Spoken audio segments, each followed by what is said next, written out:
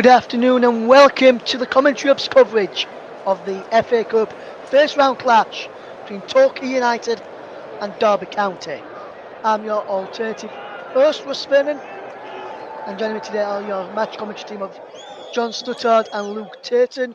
We're going to speak to Luke now, in fact, as we wait for the teams to come out of the tunnel, which I can see on my monitor they'll be doing very, very shortly. And Luke, it should be a good game, this one.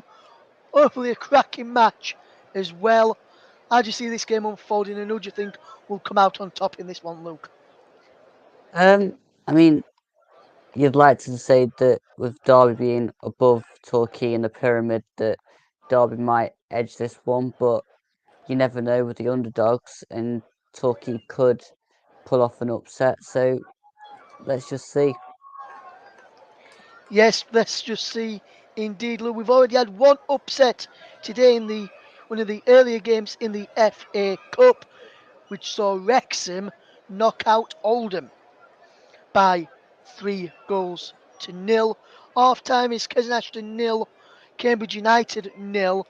Working against Oxford was postponed earlier today in the FA Cup due to a waterlogged pitch. We await the arrangement of the new date for that one.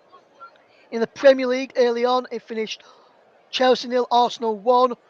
Half time, 3 games kicked off at 2 and all at half time. Unai Emery's Aston Villa are 2-1 up against Manchester United. Southampton trail by a goal-to-nil against Newcastle. And the game between West Ham United and Crystal Palace is locked at 1 apiece. There's also a game in the Premier League 2, which is a couple of results that have finished. Arsenal 3, Everton 1 in the under-21s. Blackburn 1, Brighton 2 also in the under-21s. And at half-time in the under-21s, Liverpool 2, Fulham 0. In the WSL, I'll just quickly run you through these 3 half-time scores. Leicester 0, Arsenal 3, Liverpool 0, Aston Villa 0, and Manchester City 0, and their way to Reading, and that's also 0-0 in that one. So then, with the teams out on the field of play, ready for kick-off in what should be a cracking FA Cup first round tie, it's time for me to hand over to your match committee team of Luke Turton. But first, John JB Stuttard. JB, it's all yours. Thank you very much indeed, Russ. Good afternoon, everybody. And I just want to say before we start the commentary, thank you to everybody at the TCO who wished me well over my recent operation. I'm pleased to report on I'm walking around fantastically well, and I managed to get out and about a couple of days ago. So I'm recovering very well and well enough to commentate on a really tasty first round tie. Derby County in this round for the first time since 1985 go down to the land of Torquay, home of Faulty Towers and all that jazz. The English Riviera, they call it down here. Well, it's going to be a tough place for them now. Derby County, of course, now managed by former Rotherham manager Paul Warne. As the teams are now out here on the field at Playmore. It's a very, very sunny but very chilly afternoon here down by the South Coast, right in the Cornwall sunshine. Of course, this part of world famous for Plymouth for things like Doc Martin and stuff like that on the telly. But there's a real sense of an atmosphere here at Playmore. Torquay used to be one of the leading lights of the lower ends of the Football League, but they've lost their way in recent years and now sit 24th sadly in the National League. What a real come down from those heady days. Right, well, before the game starts, of course, we are paying our respects to all the people that have died in conflict, because it is Remembrance Sunday this time next week.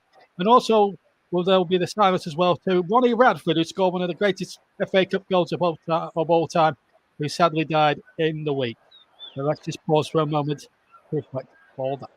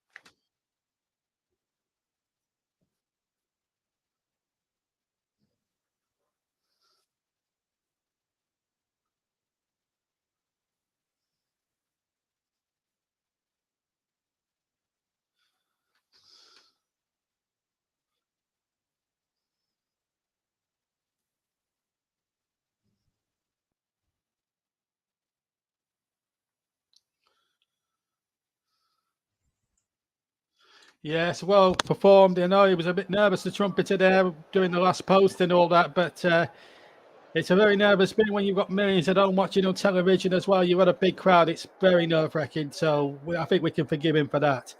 So I'll run you through the teams when we've kicked off and get a break in play, but I can tell you that Torquay are in white, yellow shirts with blue shorts and yellow stockings. That I can tell you. And all the players, all the shirts will be auctioned off because they've all got poppies on them. Derby in their chain shirts of what looks like claret to me. So let's look at the two teams. Well, we're going to look at the two teams, but it looks as if they're going to kick off anyway. Referee David Rock from Hertfordshire, and I will run you through the teams as soon as we kick off here. I've got Luke Turton, and I will bring him in a second. And as a Nottingham Forest supporter, I think we can see if we say who he wants to win today.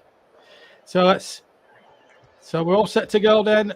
As the sun beats down, but of course in about 45 minutes' time, day will turn to dusk, and we'll have a proper cup tie atmosphere. Lapsy number 4, the captain of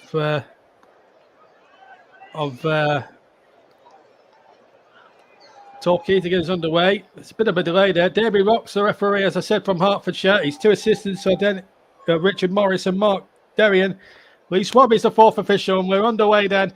Torquay attacking the goal to our right-hand side here. And an early shot there, but the referees had already blown for a free kick and a free kick to Derby. So let me bring you the Torquay 11, starting with Mark Halstead in goal. Then it's Tom Lapley, Asa Hall, Darren Jarvis, Stephen Wayne, Sean Dunmelton, Will Goodwin, Dean Moxey, formerly of Derby, Lucas Ness, Dylan De Silva, and Mark Ellis. For Derby County, who have a free kick to be taken by their goalkeeper, Joel Wildsmith, Craig Forsyth, Aaron Cashin, Max Bird, the captain, James Collins, the top scorer with 5, Nathaniel Mendes-Lang, Corey Smith, Hayden Roberts, Lewis Sibley, Lewis Doblin, and Will Usura. I'll bring you the two benches as we go along. And already an early free kick there, a foul there by Cashin on Goodwin. And let me bring Luke Turton in. And it's the first time I've done a two-way call comms with you, Luke. Although we haven't worked together with you before on your channel. How do you think this will go today? And be dispassionate despite the fact that you're a Nottingham Forest supporter. I mean, let's put that aside, JB, because I mean, I'm not really fussed on the FA Cup anyway. So if Derby go and win, fair play. It seems to have started fairly physical for both sides. I think the ref probably could have let one or two things go early on, but then again, we all know how the officiating's going this week. Yes, we won't talk about what happened to Nottingham Forest yesterday. Needless to say that the penalty that was given against you wasn't. I just want to make that permanently clear. But I'm sure over given time. I mean, my team had a few dodgy decisions go against us at Sheffield United. But these things, they tend to say, well, even themselves out. Anyway, back to today, and it's Joe Wildsmith, formerly Sheffield Wednesday, believe it or not, with the kick down the field, right-footed, header one there. There's number 9 there, Darren Jarvis, who's got 4 goals. He's the top scorer with 4, along with Will Goodwin. So they'll be looking to try and cause 1 or 2 problems. It's been a difficult start for Torquay, as I say, rock bottom of the National League. Derby County having to just rely for being relegated last year, of course, from the Championship. They had all them problems with Mel Morris before that. They had Wayne Rooney in charge this time last season, and then he left. And then Liam Rossini came in, and now Paul Warren has been recruited from Rotherham United, which didn't go down too well with our presenter this afternoon. But there we go. So just to remind you, just to re-familiarise yourself, Halstead in goal for Torquay. Donnell, Ness, Ellis and Moxie, they're the back 4 today, just to let you know where they're playing. De Silva, Hall, Lapsy and Wen are the midfield 4. So it looks as if it's going to be 4-4-2 with Jarvis and Goodwin, the 2 top scorers up front. So that's their lineup. So it's a 4-4-2. Derby County with Wildsmith in goal. Don't worry, you're not missing anything. Smith, Cashing, Forsyth from Roberts, the back 4.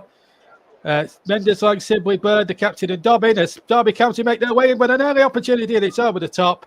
And Collins and Azula up front. So both teams matching each other in formation, Luke, 4-4-2.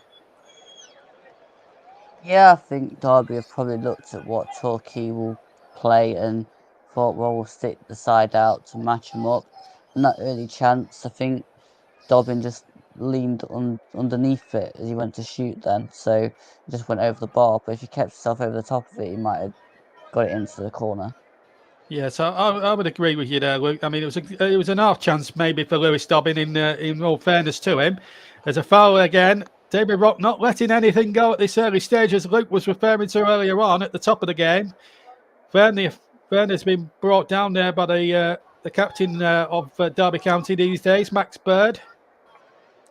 Nearly a decade ago, when Derby were fighting to get into the Premier League under Steve McLaren, but were pipped to the post by Leicester City and Burnley, and then missed out in the playoff final to QPR in 2014. From then on, and they haven't really recovered too much. They had that one season when they got to the playoff finals under Frank Lampard in his one season there, and then from then on in, it's all dissolved really into chaos at what they used to call the Pride Park Stadium as well. But it's of course another club that's been managed by the late great Brian Clough, as is Luke's club, Nottingham Forest. And I think Brian Clough would have mixed feelings with both his sides. Derby County not where he'd want to see them in the third tier, but Forest back in the top flight. 5 minutes gone. There's Gary Johnson now. He's been around the game a long time, most notably as Bristol City's manager. Had some good success down up at Ashton Gate, getting promoted several times. So he's been around the block. But even this one, he's probably beyond him. Of course, Lee Johnson is his son. He's in management these days. And there's Paul Warren, who did a remarkably great job at Rotherham United. He's got them several promotions. They've been a bit of a yo-yo club in his time there. But what he's done there, what he did there at the New York Stadium before he came to Pride Park was nothing short of a miracle. And he's got a big job on here to try and resurrect a club that 20 years ago was playing Premier League football. Or not even 15 years ago, when they were obviously relegated to the lowest ever points tally in 2007-8, as the ball comes to goalkeeper Mark Halstead. He's got his cap on today, and you'll need it because there's a low sun. It's not a high stadium. It's a very small ground playing ball. So it's a very small crowd. So the sun will get in their eyes a little bit. Mind you, it won't be bad for the opposite number, Walsmith, when he has to defend that end in the second half, because it'll be dark once the second half comes in. We're now into Greenwich Mean Time now, so we're into winter time, essentially. As Walsmith there gets the ball, he's had a lot of top second tier experience with Sheffield Wednesday.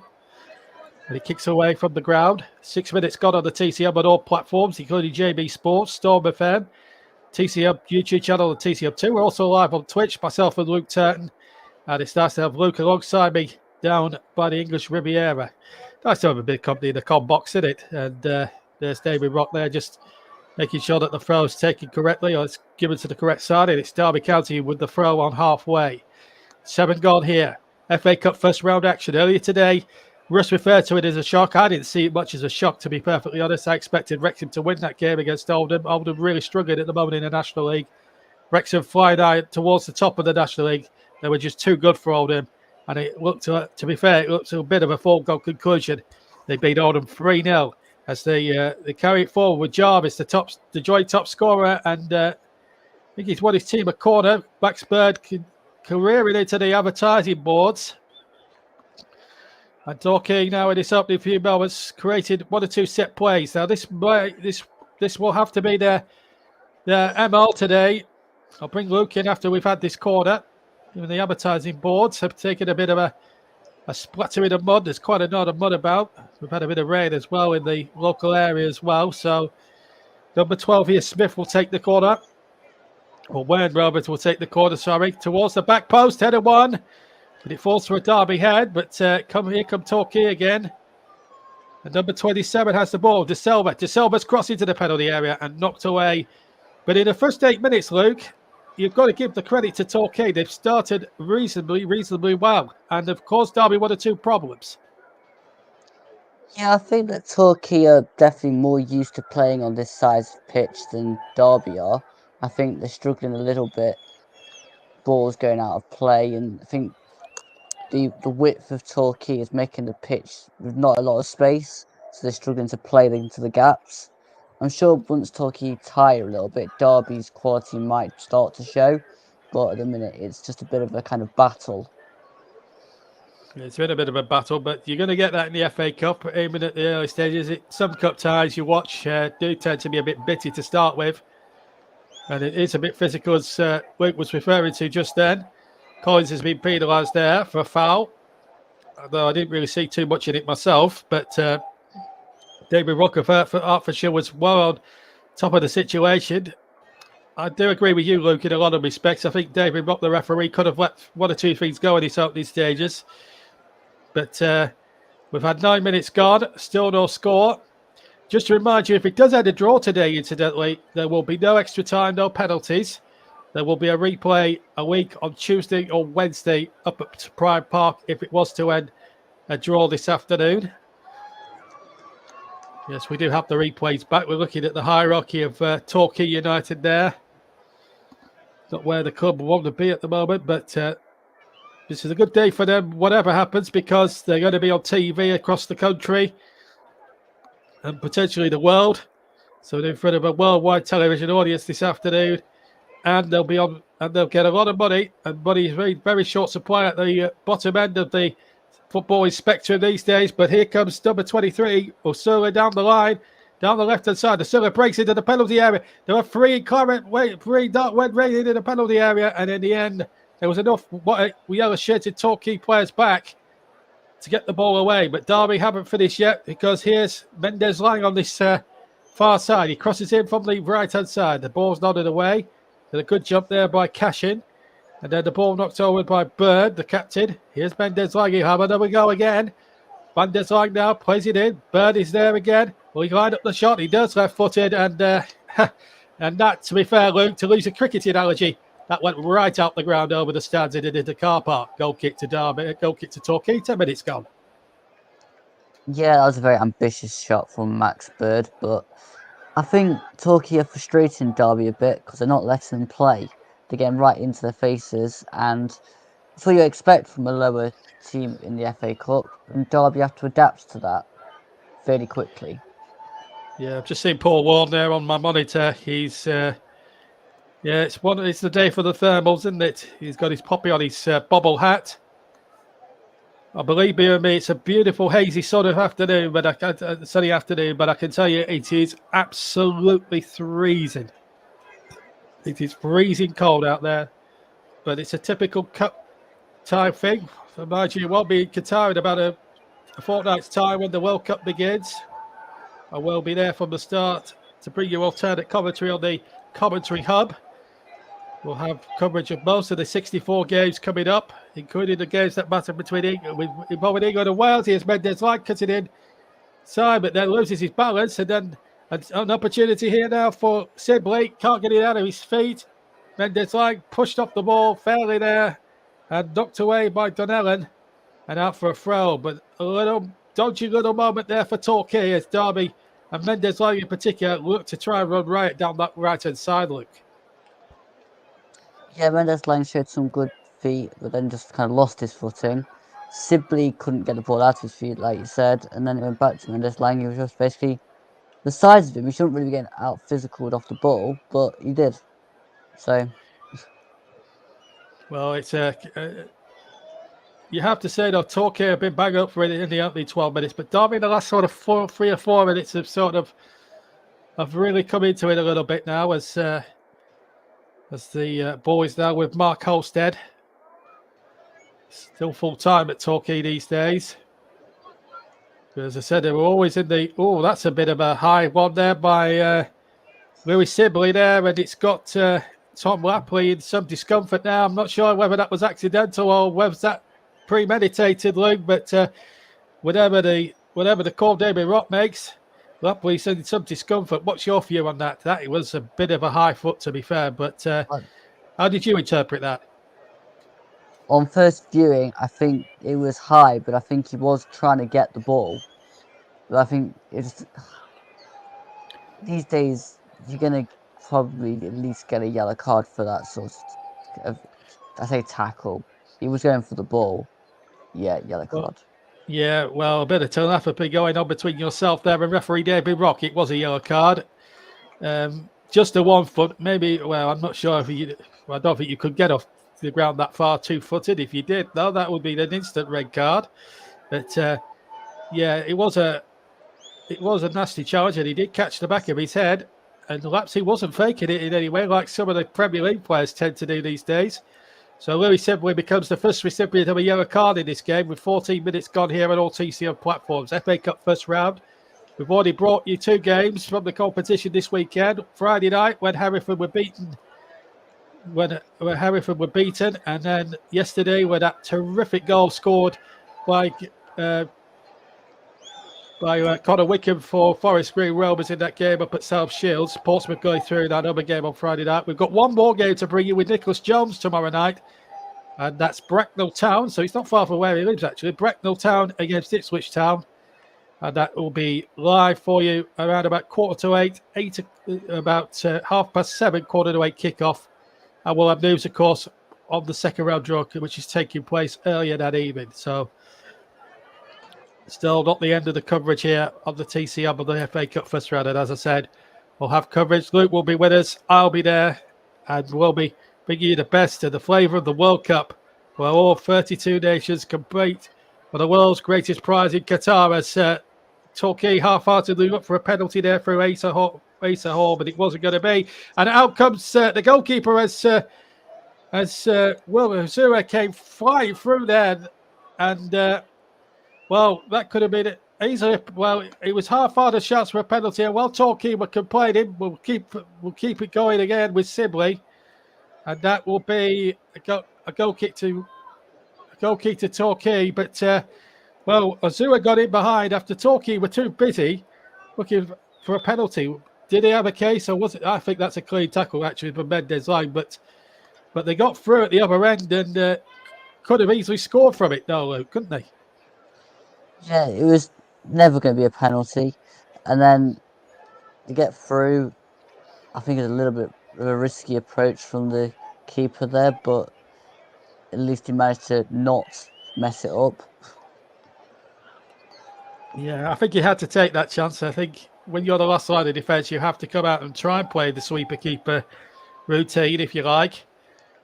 But it's yeah, it just didn't look very confident though, JB, when he was doing it.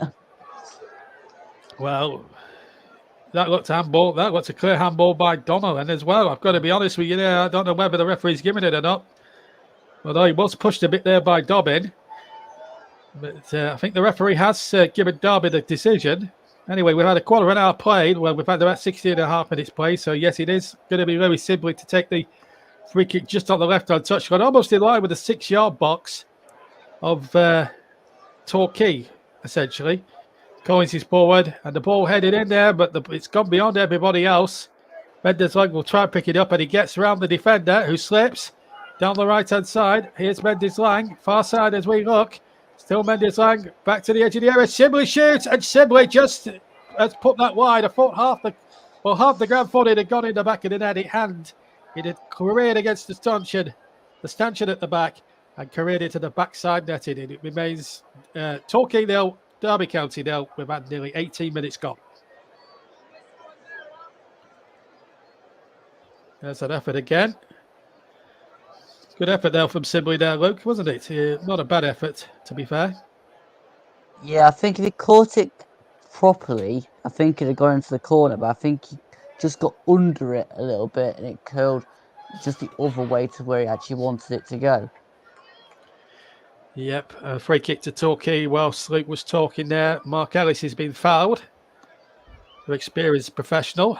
And again, well, it's been a very bitty sort of 18 minutes that have been played. David Rock, I think, in fairness to him, is trying to do his utmost to keep on the good on every situation. It's not going to be an easy game for either side. The conditions and everything else, the pitch. But the pitch looks in really good condition, even for a National League ground. As the boys step forward towards the Derby penalty area to my right side. Another header won, and it was a free header essentially won in there. And it was Collins, the top scorer, who got a header in, but it was sort of a half-hearted header. But concern again, Luke, about the Derby defending again, because you don't want to be giving Collins the freedom of the penalty area to get an opportunity to score there. I know he was leaning on the Derby County defender a bit. Yeah, I think this approach is suiting Torquay because they want it to be bitty and they've put balls into the box because that's where they're going to get the most joy.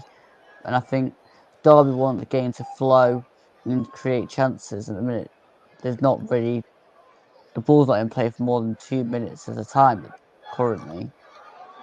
No, that's a good point you make. It has been quite a bitty sort of stop-start sort of first 19 minutes, but I have to try to be positive on these things, really, that if we get a sort of a bitty first half, the second half normally picks up. Is Den Allen with the throw then from the near side, right about 5 yards from his own quadrant, actually, essentially. The second ball is won there by Mendes Lang for Derby, midway side the Torquay half. Here's number 15 now, Aidan Roberts. And Derby passing the ball around nicely. Here's Craig Forsyth. This Derby stalwart now for many, many years. Here's a chance now for Derby. Shot comes in from Asula, but it's straight down the throat of Holmstead. Derby starting to impose themselves in this opening 20 minutes now. It's taken them a while to get involved in this tie, but they're looking very much to business. Asula again tries to get Roberts down the line, but he can't be found. The Lapsy comes across. 20 gone then here in the FA Cup first round. Just to reiterate some Premier League scores that have come in. I'll keep you up to date with the Premier League as well this afternoon because we've got a bundle of Premier League games as well. I know Mike Hardeman, our commentator on Friday, was an happy chappy today because Arsenal won. Arsenal won 1-0 at Chelsea. What a good result for Arsenal, that is. It's currently 3-1 to Villa against Manchester United. So a good result this is for Aston Villa. Don't normally do too well against Manchester United. Southampton 2, Newcastle 2, and West Ham 1. Crystal Palace 1 in the London derby. Tottenham Liverpool kick off at 4:30, incidentally. And St Johnstone created the biggest shock of the day in the Scottish Premiership by beating Rangers by 2-1. Earlier today in the FA Cup, Wrexham 3, Oldham 0. And Curzon Ashton, the latest score there, Curzon Ashton against Cambridge, 0-0 with 60 minutes gone. Gary Johnson just talking there for television because he's got the headset on and that. Just to remind you, if you're wondering why we haven't brought you the scoreline from Torquay against Oxford United and you've just joined us, the game was postponed a good an hour or so before kick-off due to a waterlogged pitch down there, and that's why the game hasn't gone ahead. And also in the Women's Super League, Leicester 0, Arsenal Women 4, Liverpool Women 0, Aston Villa 1, Reading Women 0, Manchester City Women 2, Tottenham and Everton Women was postponed with a 1-1 pitch, and West Ham 1, Brighton 3. They're all in the Women's WSL. Their latest scores in that, just to remind you of that. So 21 minutes gone. We're halfway through the first half. Luke, your impressions or criticisms of what's been a very, I have to say, bitty first half? Yeah, neither side have really got into the game. They've both kind of just really trying to battle it out and give a few physical tackles. I think Torquay probably are edging it slightly on kind of how they're controlling the pitch, but Derby had the better chances. So I think really what needs to happen is one side needs to get a decent set of play together and see if they can get a real decent chance on goal. Well, we'll see. There's still a long way to go in this match, of course. We're only halfway through the first half, coincidentally, but just to remind you that there will be a replay if it does end level. Let's hope it doesn't for the game's sake. We don't want a goalless draw. I've got to tell you, Luke, I've done the TCM now nearly 90 times, and I've only had in that time 3 goalless 90-minute games. So I just hope I don't jinx anybody today. Let's just hope that is the case. Sidney gets the ball forward for Derby, but that's going to be headed back to Mark Holstead in the Torquay goal.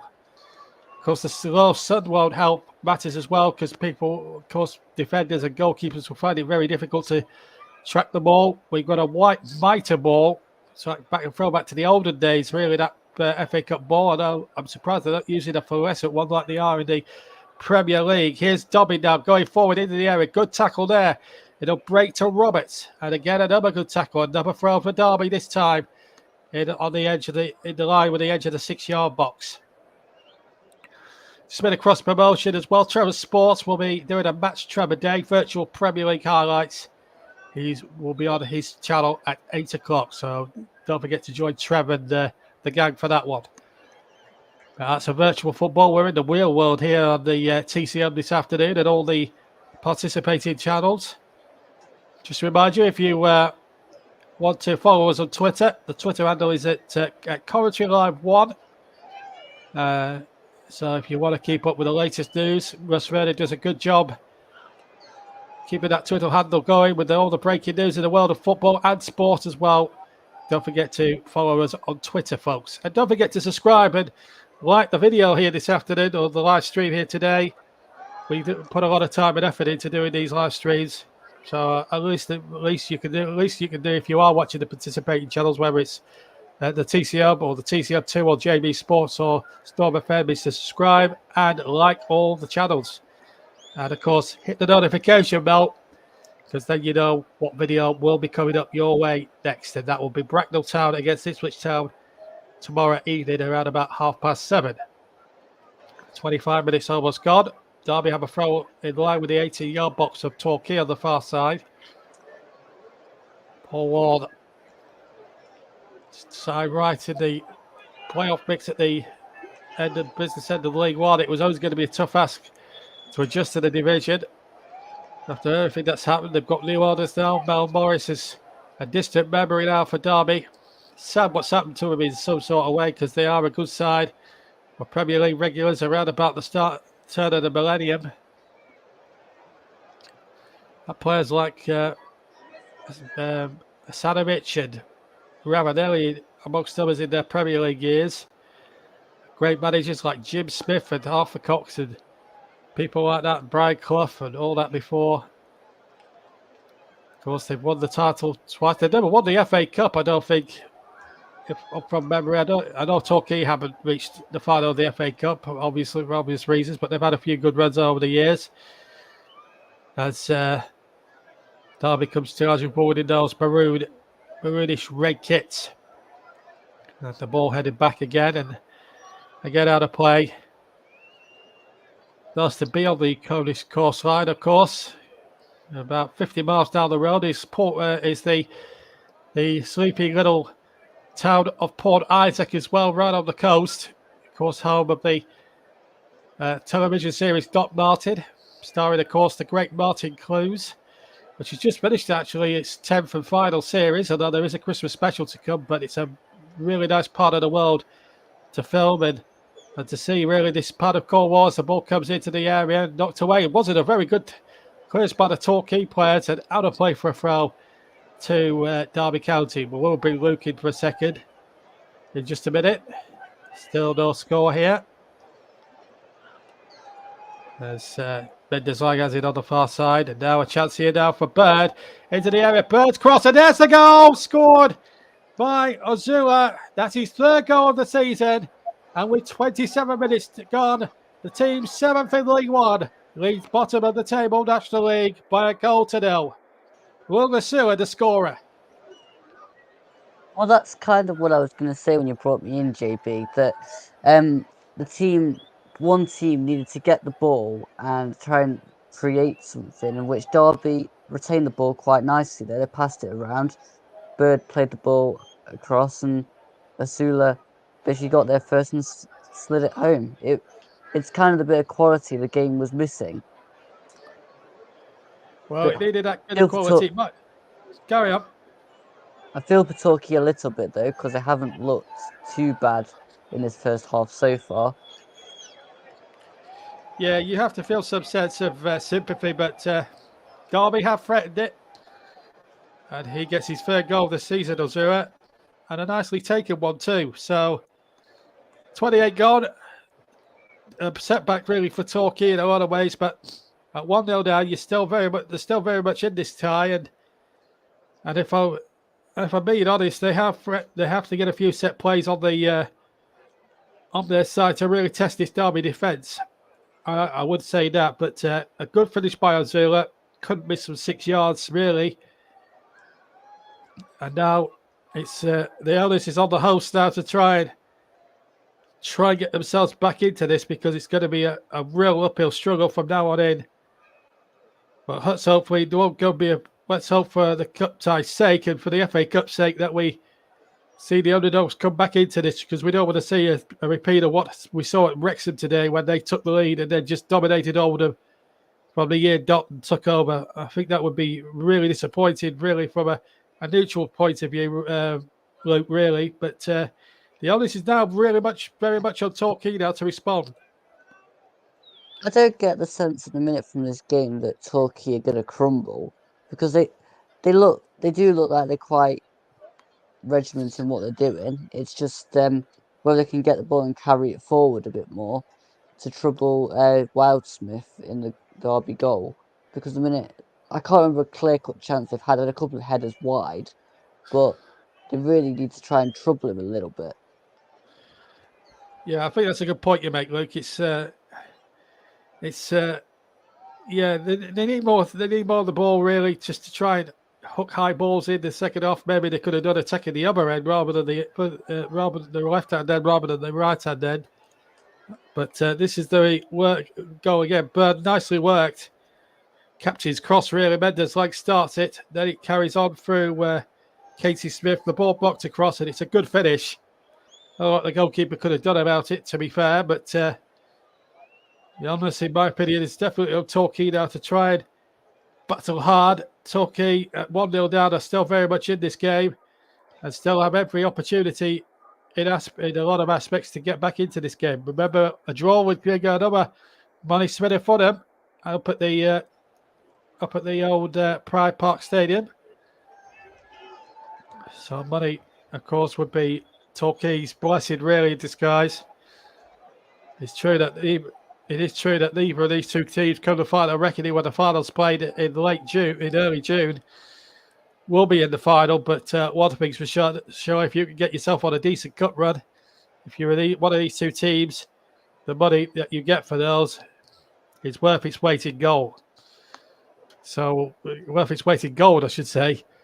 But for Torquay more so, really. So the pressure really is on them to perform. And they've got the television cameras there. ITV are there covering the match this afternoon. It's really important, really, that they put on a show in front of the television cameras and ourselves at the TC Hub. Now they've got possession midway inside the Derby half. And now they have it on the far side. It needs to be a good, accurate cross, and it almost was. But Derby had sufficient numbers back to get it away from their own penalty area.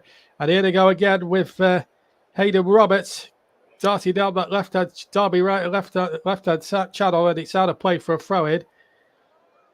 But good challenge there by Ness. Nothing Loch Ness about that one, I can tell you. He's definitely no monster. But Torquay 0, Derby 1. We've had half an hour. You're listening to TCM's alternate commentary of this first round tie.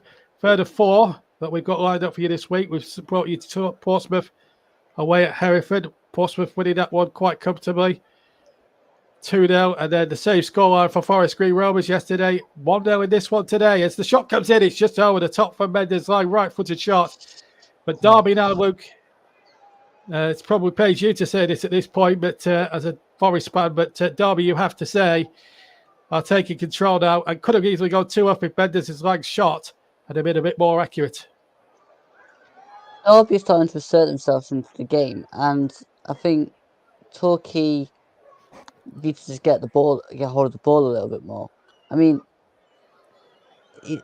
it's started to come into being a good game because the Derby starting to get hold of the ball, creating chances, and I think if Torquay can just get hold of it a little bit more, they might be able to create something. But at the minute, they just can't seem to get any retention on the ball.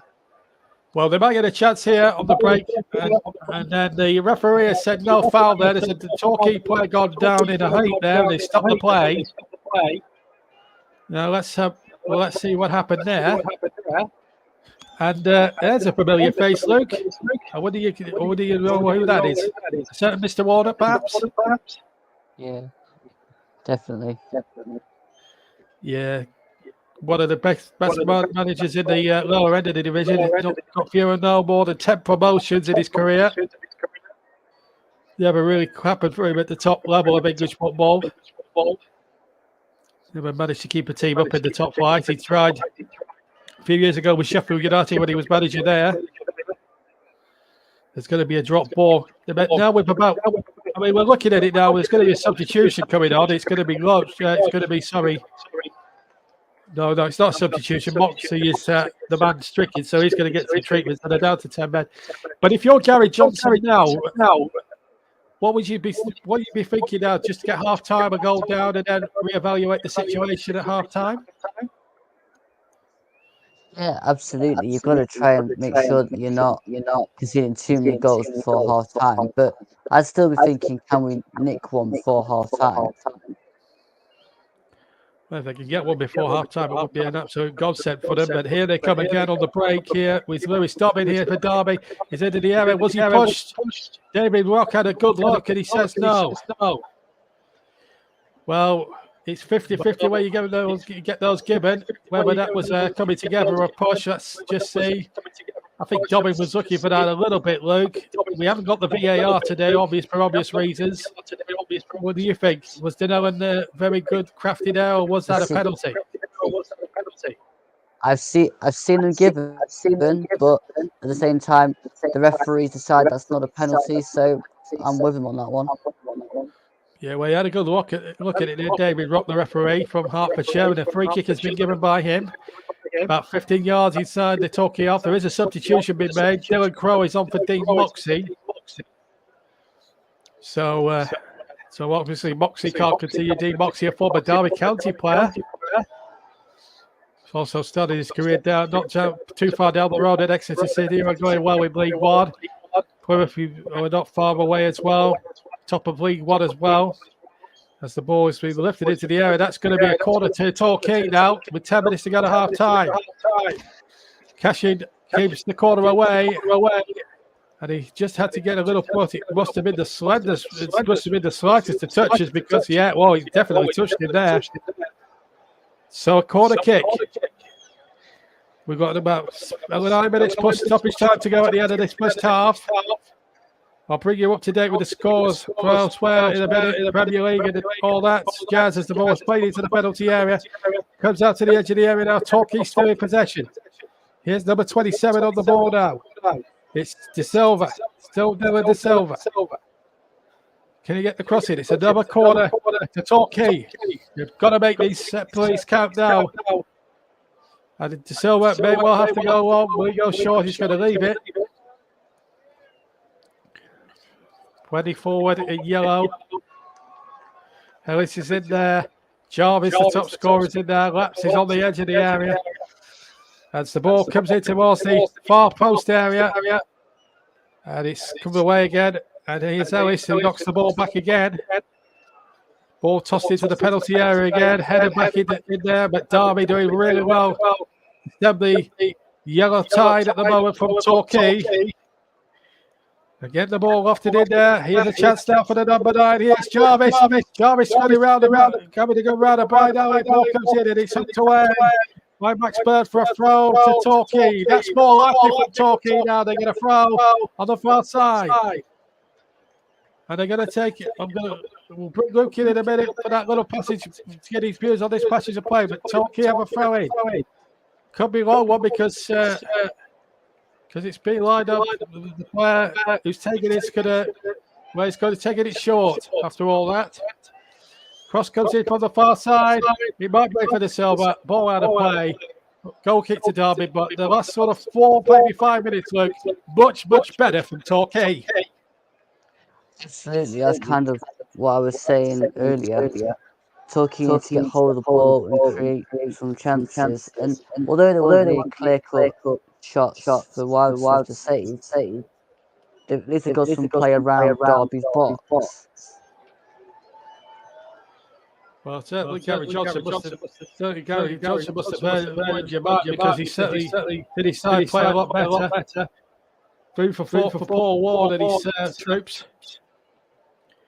Free kick given to Derby County now as we now go into the final 7 minutes plus stoppage time at the end of the first half. It's been a really good cup tie now. It's really come to the boil. It's now starting to get a little bit damp out there. Pitch starting to cut up a little bit now. There is a few spots of rain in the air now. In fact, quite a blustery wind as well. Brewing off the southwest coast now. As Torquay comes charging forward, that might make things a little bit more interesting second half if it stays this way, or better still, Torquay get level in this. They're in possession now. Ball hooked over the halfway line, looking towards Silver. Tries to flick it on. It just goes beyond Rapley there. And it goes away to Sibley. Sibley gets it forward. Again, the Hallspar challenge is coming in, and it's a foul. Collins about penalised. James Collins, not the former West Ham player, but a different James Collins. Ellis with a no-holds foul challenge. And here's a chance inside the area. And it's a Stewart who got him behind the head and almost got his second goal. But you have to say, Luke, that was a brilliant save for Mark Oster, because if that is not saved, Torquay would be looking down the abyss of a 2-goal deficit going towards the last 5 minutes before the break. Had to get that right as he came out, and he did just that. He just covered the ground well and made himself big enough to stop the ball getting past him. Did a good job there, Olstead. I'll second that, Luke. It was a great save. And no nervousness as it was before when he came out to hook the ball away earlier on. So 5 minutes before stoppage time to go in the first half. Still very much Derby winning by a goal to nil here on all the TCF platforms, but it's a cup game, very much all to play for us. Torquay get a free kick there. Quite a lot of plays and free kicks given here by David Rock. And if anyone was hoping that we'd see a free-flowing game of football, we've certainly haven't had that, but we've had everything else. But besides all that, at least we've had a goal, which is what can be said with some games this weekend, that's for sure. But we've had all the games we've covered so far, we've had goals in them. Unfortunately, they've not gone the way of the non-leaguers that we've covered this so far. As the ball comes in, Torquay having another opportunity, but they get hounded out, and here goes number 11. Mendes like down the left-hand side. The swap flanks here, it sounds like to me. Mendes like towards the area. Has to use Roberts. Roberts is crossed towards the back post. Header goes in from number 9, Collins, and it's headed out and hooked away for... I thought it was a Derby throw, but the ball must have just stayed in play. As the ball comes in, header one. And it was Lewis Dobbin from 6 yards out who heads over into the Derby fans behind that goal away to my right. And could that be a miss, Luke? It may come back to Derby County, because if that goes in, that safety zone of a 2-goal lead should score for me, Lewis Dobbin. You could have this scenario where Derby's missed chances come back to haunt them, but again, I think with that one, he gets under the header instead of getting power behind the header, which means it goes over the bar. Well, whether he got underneath it or not, that has to be put down as a big chance wasted for Paul Ward's side. But it's away by Halstead. And forward again. But if Torquay can stay it till half-time, we evaluate the situation at the break. Harry Johnson works his magic with his half-time team talk. Then they've got every chance in the second half to produce either a replay or a massive cup upset. But at the moment, that possibility looking very unlikely here, as Smith will take the throw for Derby. Corey Smith, who played a part in the opening goal scored by Will Azua, his third goal of the season. It's has given Derby the advantage here at Claymore. Goal kick. Goal kick now to Torquay United. As we now go into the last couple of minutes of normal time at the end of the first half then. As Ulster prepares a goal kick. Well, as we're coming towards the end of the first half, let's get your impressions. It's been a highly competitive first half of football here in the FA Cup. Yeah, it's not been an easy one for Derby. I've been impressed with Torquay overall. I think they're unlucky to concede that goal from Willard. Azula just switched off slightly, but after that they came into it, created a few more chances, and Derby have missed a few as well. I think if the finishing product was there for either side, there could be more goals. Well, they might have a chance for a second one. Shot comes in from Collins and it's hooked away for a corner. Not sure whether the goalkeeper saved it or the defender got it away, but Derby came within an 8 and going 2-0 up here through James Collins, cutting in from the right hand channel. In fact, it was a good block there by Lewis Ness. And it's a corner kick now. I'm trying to read my own commentary notes, which is very hard at the best of times. Here comes the corner then from the far side. Header won by a Torquay head. And then we're into the last minute of normal time. Can Torquay the last sortie before we go for a half-time cup of tea? We'll stay on and do a little bit of analysis with Russ, who will give you the latest scores from around the country in the Premier League, FA Cup and the Women's Super League. Remember, kick-off for Liverpool-Tottenham is about at 4:30. There's a chance here for Torquay, but the ball breaks kindly for Wildsmith. So, Derby get away with it. We'll get a fit. Well, we're all looking towards Lee Swansea direction to see how much stoppage time will be added on at the end of the first half. We had a little bit of a stop-start, 20 minutes. We're going to have 2 extra minutes more. That's what Lee Swansea has given here. Quick on there, but it's going to be Mark Holstead, who's done really well in the Torquay goal. Had no chance with the one that went past him midway through the first half. But still, a sizable crowd here at Plainmoor. There's a few empty seats in the main stand opposite us. But anyway, here comes Torquay now. Ball down the line. And it's Goodwin now gets the ball in. It deflects. It will be another Torquay corner. And you've just got to think now, if they can make one of these set plays count, get themselves in it at 1-1, that would be a crucial blow to take. So number 12 here, Stephen Ware, is going to take the corner. Goodwin is on the goalkeeper there. Ellis is forward from the back. So we're into the second minute or two as the ball is flicked in there. Wildsmith with a sort of wild punch, and then the ball headed back in there by a Torquay player, but it's into touch and behind and out for a goal kick to Derby. There's a Torquay player on his haunches there. So with the scoreline looking likely to be a half-time lead of 1-0 for Derby, what do you think Gary Johnson will have to do at half-time to turn this one around for Torquay? What do you think he'll need to do to try and test Derby more in the second half as the conditions now continue to wave a big style here down on the southwest coast? They need to get the ball into dangerous areas and get some shots off on target. Well, there we are.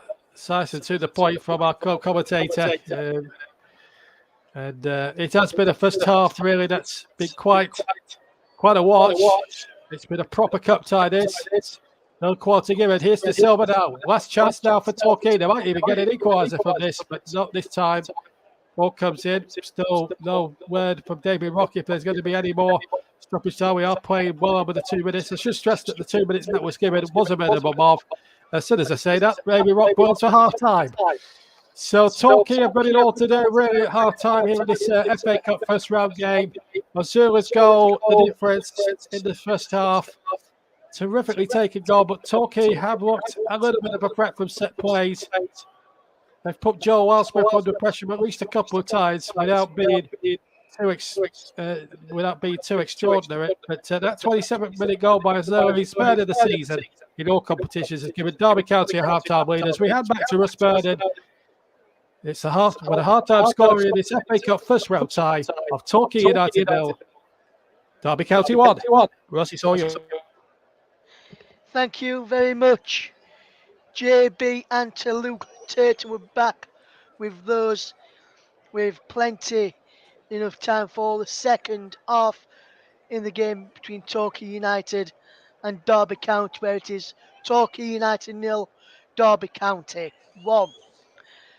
Good goal from Willasula to give the Rams the lead at the break, and we'll get the overall thoughts on that first half with Luke Turton a little bit later on when we go across to him again in a few minutes. The team news for the game at Anfield, the Tottenham Hotspur Stadium is in between Tottenham and Liverpool. We'll have alternative delayed commentary on that one from our man Sean Kelly, who's going to be watching that game for us this afternoon. So we'll bring you delayed coverage of that probably tomorrow afternoon before our FA Cup coverage concludes tomorrow.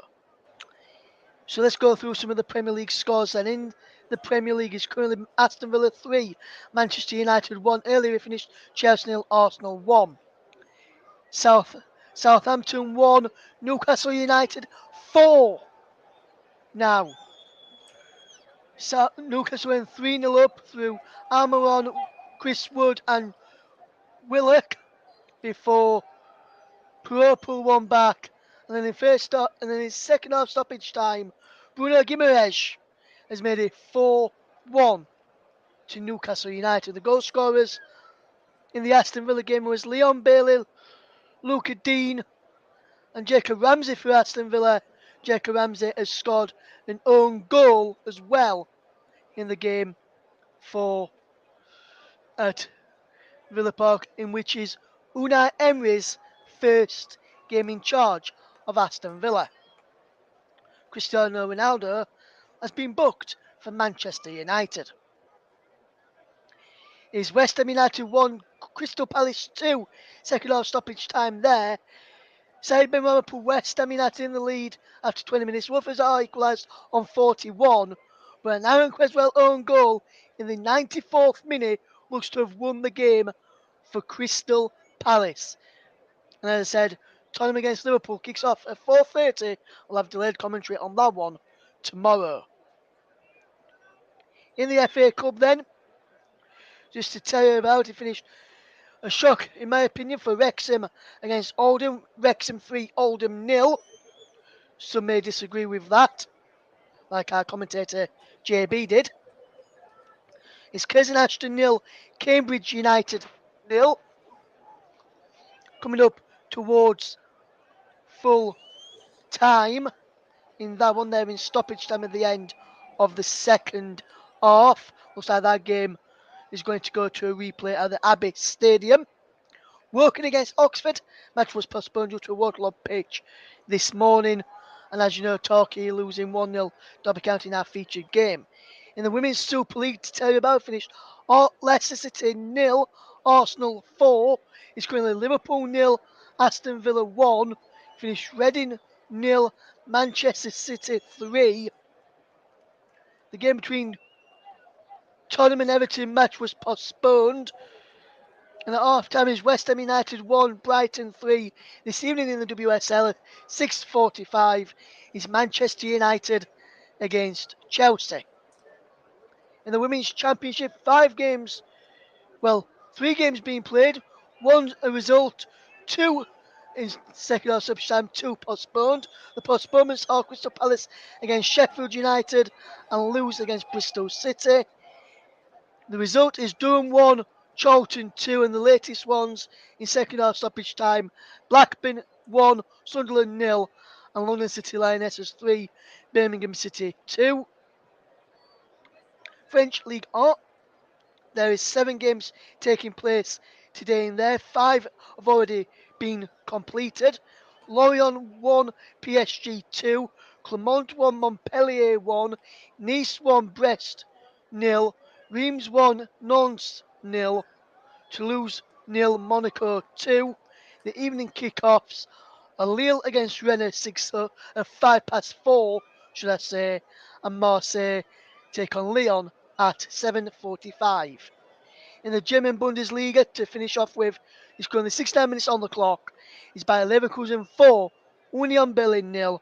Freiburg against FC Cologne is at 4:30 this evening. In the Serie A, just tell you, 2 results and 1 latest score is Bologna 2, Torino 1, Monza 2, Verona 0 are the results, and Sampdoria losing 2-0 to Fiorentina. In the Scottish Premiership, Rangers is 7 points behind Celtic after they lost 2-1 to St Johnstone. Rangers fans calling for Giovanni Van Bronckhorst to be sacked, and I've heard they want Steven Gerrard back. Full-time whistles have gone in a couple of the early Premier League games, kicked off at 2. Aston Villa have beaten Manchester United by 3-1 in Unai Emery's first game in charge, and is Aston Villa's first victory over Manchester United at home since 1995. West Ham United won Crystal Palace 2, and Newcastle United have beaten Southampton by 4-1. Those results have just come in. And in the Scottish Premiership at half time is Hearts 1, Motherwell 0. There's some games in La Liga, I'll tell you about those later, but let's just look at some of the chances again in that first half with our co-commentator and your summariser today, Luke Turton. And there's been some good games, been some good chances in the game so far, Luke. How do you think both managers will be looking at this going into the second half? Yes, maybe Paul one, maybe the happy because this side's in the front, but you'd have to say Gary Johnson will be happy as well with the way his side's performed, wouldn't you, Luke? I'd actually say that Gary Johnson's probably the happier of the two. Because to me, you've got Torquay have battled well and they've kept Derby down to just 1-0 with the chances they've had. But Paul Warne will probably be a little bit irritated by the amount of chances Derby haven't put away. I see what you're saying there, Luke. And if you're just looking at it, and if you just look with the teams as well, on the bench for Derby, there's a lot of experienced players on the bench. Conor Uran, Richard Stearman, just a couple of experienced ones, outfield ones there, a few youngsters on there as well, like Liam Thompson, Ozzy Azaitai, Kel Adura, and Jake Rooney. I think he's the cousin, if I remember correctly, the cousin of former Derby manager Wayne Rooney. And Wayne also played for Everton, Manchester United, and England. Had a fantastic career, currently managing out in the MLS. Is Wayne. But if you look at the remaining subs that Torquay's got, no really got any really game changer, I would have to say, for Torquay. Whereas, as I mentioned, if you look at Derby, we've got Conor Uran, Richard Stearman, who could potentially change the game. Stearman, potentially, if he's still 1-0, help him hold on to that lead. What do you think of, who do you think's got the more options on the bench, Luke, to potentially change things at the break?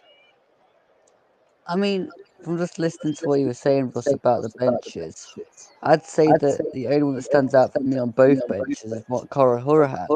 I think he'd be one that could come on and probably score a worldie or two because we know that he can hit shots from anywhere. But apart from that, neither bench really looks that inspiring. But Torquay need to get the ball and just force Wildsmith into a few saves because at the minute it's a little bit easy for Wildsmith to just come and just claim balls they'll put across the box and then just get it moving in the opposite direction. Yes, absolutely. And if you look at that first off, as you say, Gary Johnson maybe the happier with the chance to how they've played and how they've only restricted Derby to that one goal. If you was in his shoes right now and you were speaking to the team that should come off that field of play in that first half and performed like that, would you be saying more of the same? Because for me, I'm saying more of the same, just take more shots on the edge of the penalty area. Is that what you'd be? Is that what you would be asking them as well? Look, if you was the Torquay manager Gary Johnson at half time. I'd say maybe a bit more braver on the ball because they're getting the ball and they're trying to get it forward, but when it gets to the edge of the box, it's like you have it, you have it, you have it. See if anyone's gonna have a shot. Be a bit braver, try and beat a player, and then put the ball across into a more of a dangerous area. Because at the minute they're just putting the balls across the box and hoping. Whereas if you try and get it a bit closer in, be a bit more braver on the ball, then they might score a few, get a goal or two. Yes, absolutely. If you was in the opposite end, opposite changing room, Paul War, and you were Paul Warren right now, what would you be saying to the Derby County players? Take you out off like you're a Forest fan. If you was in Paul Warren's shoes, what would you be saying to your Derby County players right now, Luke, at the break? Take your chances. Stop getting under the ball. Get over the ball when you're getting these headers in these shots, and get your aims right so that you're not blazing the ball into the opposition fans in the second half. Because so many chances were going into the sky, more or less. Yeah, I think with one of the chances from Derby, I'm not sure who he was who had that shot. Uh, he went over the bar and even out of the stadium as well at one point. I think I saw one of the chances go out of the stadium. So potentially, I agree with what you just said there, Luke. With that one, if you was in Paul Warren's shoes, just the FA Cup. To tell you how it did finish, Curzon Ashton 0, Cambridge 0. A replay at the Abbey Stadium in around about 10 or so days' time. So, and any replays that get televised that we can watch, we'll probably bring you some of those commentaries from the FA Cup as well. And all the games have finished in the Premier League as well. To tell you about just the latest in the Bundesliga is still 1-0, still 4-0 to Bayer Leverkusen, but they've got a big chance right now, a chance to make it 5 potentially in a second, and they have just made it 5-0 right now. We'll try and bring you that goal score. It is currently 5-0 to Bayer Leverkusen right now. The game's in Syria. The game in Syria between Sampdoria and Fiorentina has finished as well. That's finished 2-0 to Fiorentina. There, we'll just quickly run you through while we're for the second half. So the scores in La Liga so far finished Atletico Madrid 1, 10-man Espanyol 1. It's currently 10-man Real Sociedad 1, Valencia 1 in first half stoppage time.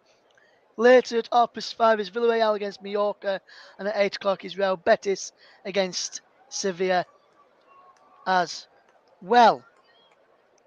Be interesting to see how the second half fares. As JB alluded to, if Torquay do get back into this game and we do end all square, we'll go to a replay at Pride Park in around about 10 days' time, and hopefully we'll be able to. But hopefully the game is settled on the night, so we don't have to go to. So we don't have to go to replay. And hopefully we could maybe potentially see a shock, which is something that us neutrals may want to see. We'll be getting ready to hand back across to JB and Luke very, very shortly. Some we'll be bringing some World Cup action on our channel, as JB mentioned. Try and feature all of the 64 games if we can possibly do so. Some may be live, some may be recorded, depending on commitments to our team. But we will try and bring you the majority of those. And as I just run you through again quickly, just before I am back to JB. Wrexham 3, Oldham 0, Curzon Ashton 0, Cambridge 0 are both full times. And this game is Torquay 0, Derby County 1 on the break. The players are back out, ready for the second half. Our commentary team are ready for the second half. So it's time for me to hand back over to my commentary team of Luke Turton. But first, over to JB, John Stuttard. Thank you, Russ. Welcome back, everybody, to Play More for the alternate commentary of this first round game. It's the first ever meeting between these two sides. They've never met before in any competition, whether it's League, FA Cup or EFL Cup. And at the moment, Derby leading by that 27th-minute goal scored by Will Ozua. The rays came down. It will make this pitch a lot more zippier on top of the second half.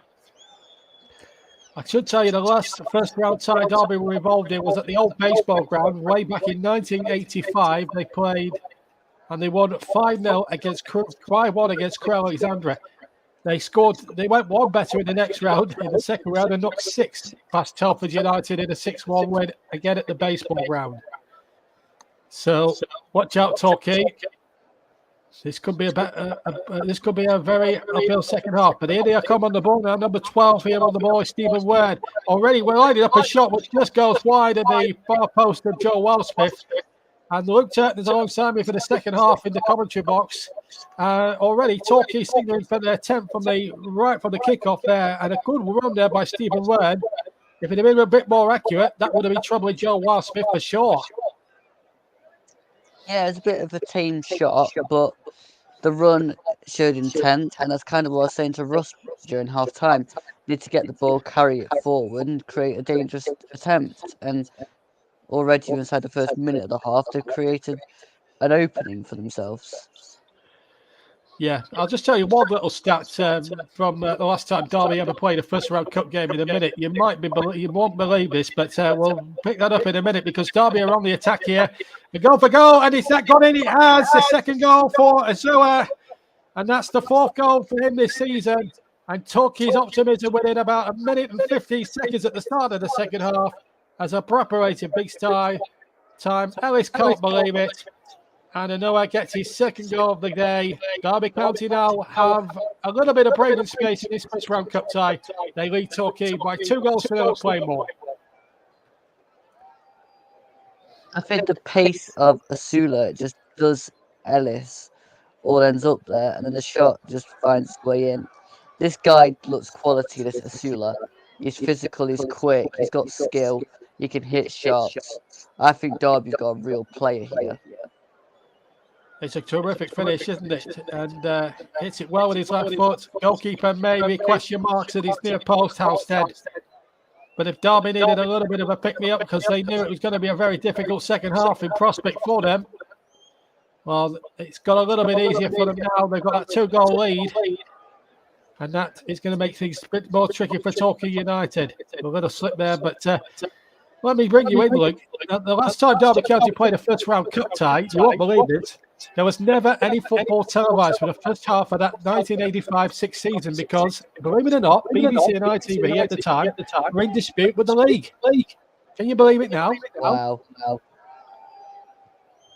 That's madness. Well, there's a possibility of a penalty. No, play on, says the referee. Yeah, it was madness. There was a lot of trouble in the English game around about that time. And I'm just about old enough to remember that. Giving my age away. Oh, the ball played into the area. And again, a little opening for Torquay there. And if De Silva just gambled a little bit there, Luke, Torquay might have been back in business. I mean, if I was Gary Johnston, I would telling our players to just gamble and take risks on everything. I mean, what's the worst that could happen now? You're already losing 2-0. Well, that's it. You want to go forward, but then the danger is they don't want to get murdered to the extent where Derby score 4 or 5. They want to try and keep it respectable as well, but they'll have a go. Talking, they'll be assured about that. And here's the chance now for Wren. He'll get his team a throw in line with the 18-yard box of Derby Counties. On the left-hand side, they take it quickly.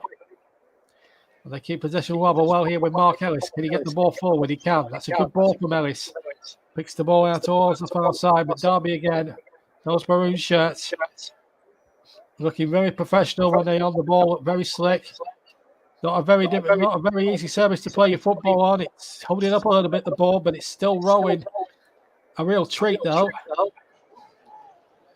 Derby up possession again, and it's Max Bird, the captain now. Over the halfway line, chips it in now towards Ozula. He's on a hat-trick, of course. Goals from him either side of half-time now has really given Torquay a mount to the climb. At this moment in time, they're climbing Mount Everest. If the third one goes in, it's Kilimanjaro. Ball knocked away now by Joe Wildsmith. And now to play for a throw to Derby County. Few dignitaries in the crowd there.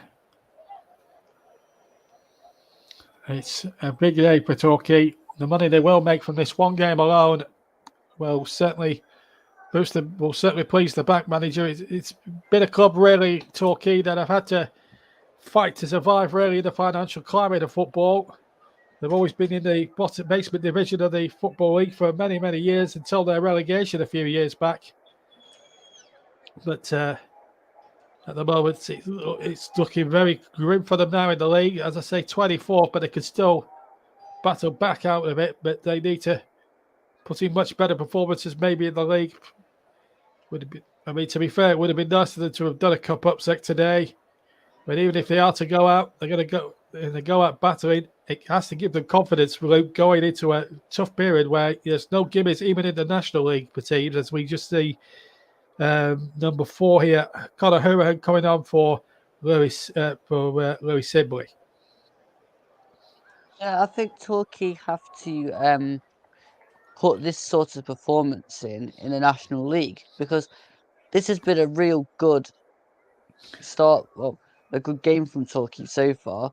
It's just that Derby have had that little bit extra quality, which you'd probably expect from a League One side to a National League side. But as well, Conor Hurahan coming on will not help Torquay's cause at all. Yeah, top player, former Aston Villa and Barnsley man, Conor Hurahan, as the ball is chipped forward towards the back post. It's headed behind for a corner to Torquay now. You get the feeling now at this stage they need to score the next one, if there is to be a next goal, to get themselves back in the hunt. The ball was intended there for Stephen Verne, who's going to take this corner kick from the near side as we look here. The Torquay left. Verne swings the ball into the area. Up goal ahead, and it was a Derby one who got it at the back post. Comes again for another cross here. Tossed in with great ferocity there, but it's on the roof of the net, as it turns out. It was Goodwin had played it in, and in the end it came to nothing. But good opening the two there for Torquay there. Luke, as we look at that. Have you seen that of a football ground? A falcon. And there's the falconry expert there as well. You've never seen that before? Not many football grounds, no GB, but I just find, that chance that came in, that cross, it was way too high up. It's way too high up. They need to get a little bit lower. Yeah, the ball played into the area lower. Yeah, absolutely. It was a bit mishit, that ball onto the roof of the net, and we saw a few seagulls in the crowd as well. Of course, Torquay very famous for its coastline and seaside town. They say it's the English Riviera. It's been nothing like a Riviera today. It's been, we've had all sorts of weather. We had sun at the start. We've had torrential rain. The pitch is cutting up like you wouldn't believe. It's a proper cup tie, this, in a lot of ways. Apart from the scoreline, which reads Torquay 0, Derby 2. If you've just joined us here, with 53 minutes gone on the TCM. Here's Verne. Verne playing the ball in. No, the chance there. No, it's not a penalty. David Rock is having a good look at it. Give it a penalty. And Torquay have a chance to half the deficit.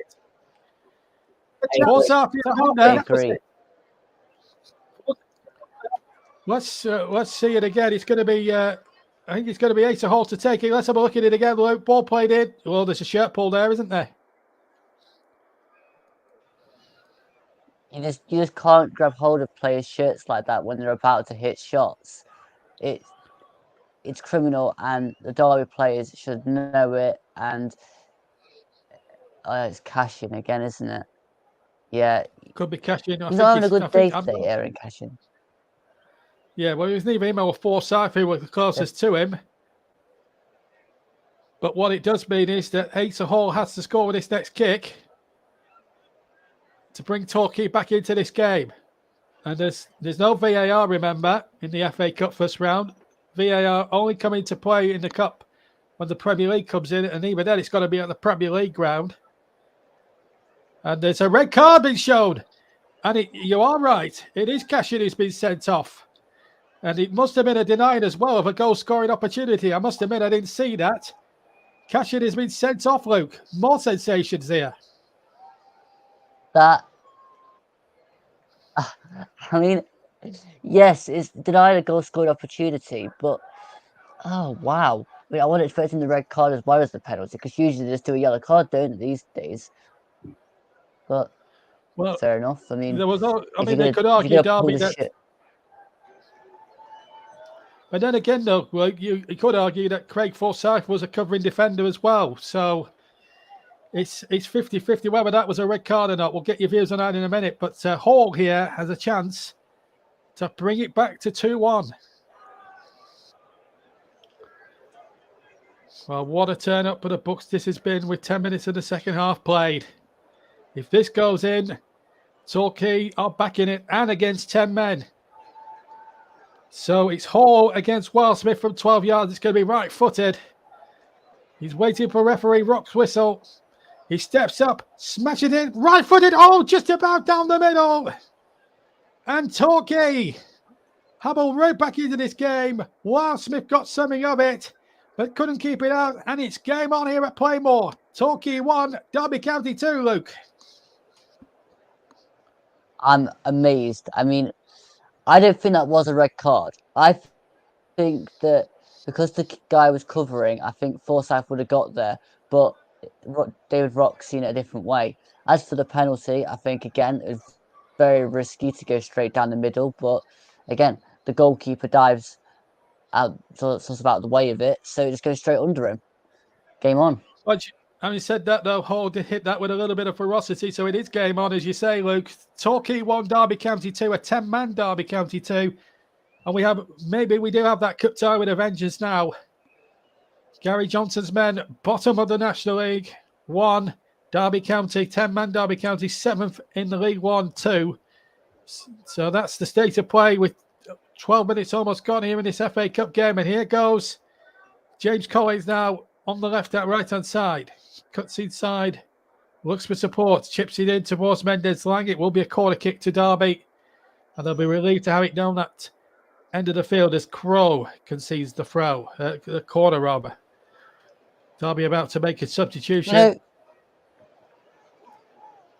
You know when you've just scored a goal, the last thing you want to do is give the ball away in the middle of the opposition half to allow the team of 10 men to break. Yeah, it's madness, really, isn't it? But anyway, I think the substitution, I think Mendez-Lang has been withdrawn. I'll just try and keep a close eye on his substitution. There is going to be a corner taken by Huron. So Mendez-Lang has come off. He's done really well today. Had a good performance. And of course, Luke, you've got to choose your player of the match in the next half an hour or so. So I suggest in a few minutes' time, get your thinking cap on, because we'll be coming to you around about the 87th minute. Richard Stearman, formerly of Wolves, is now on.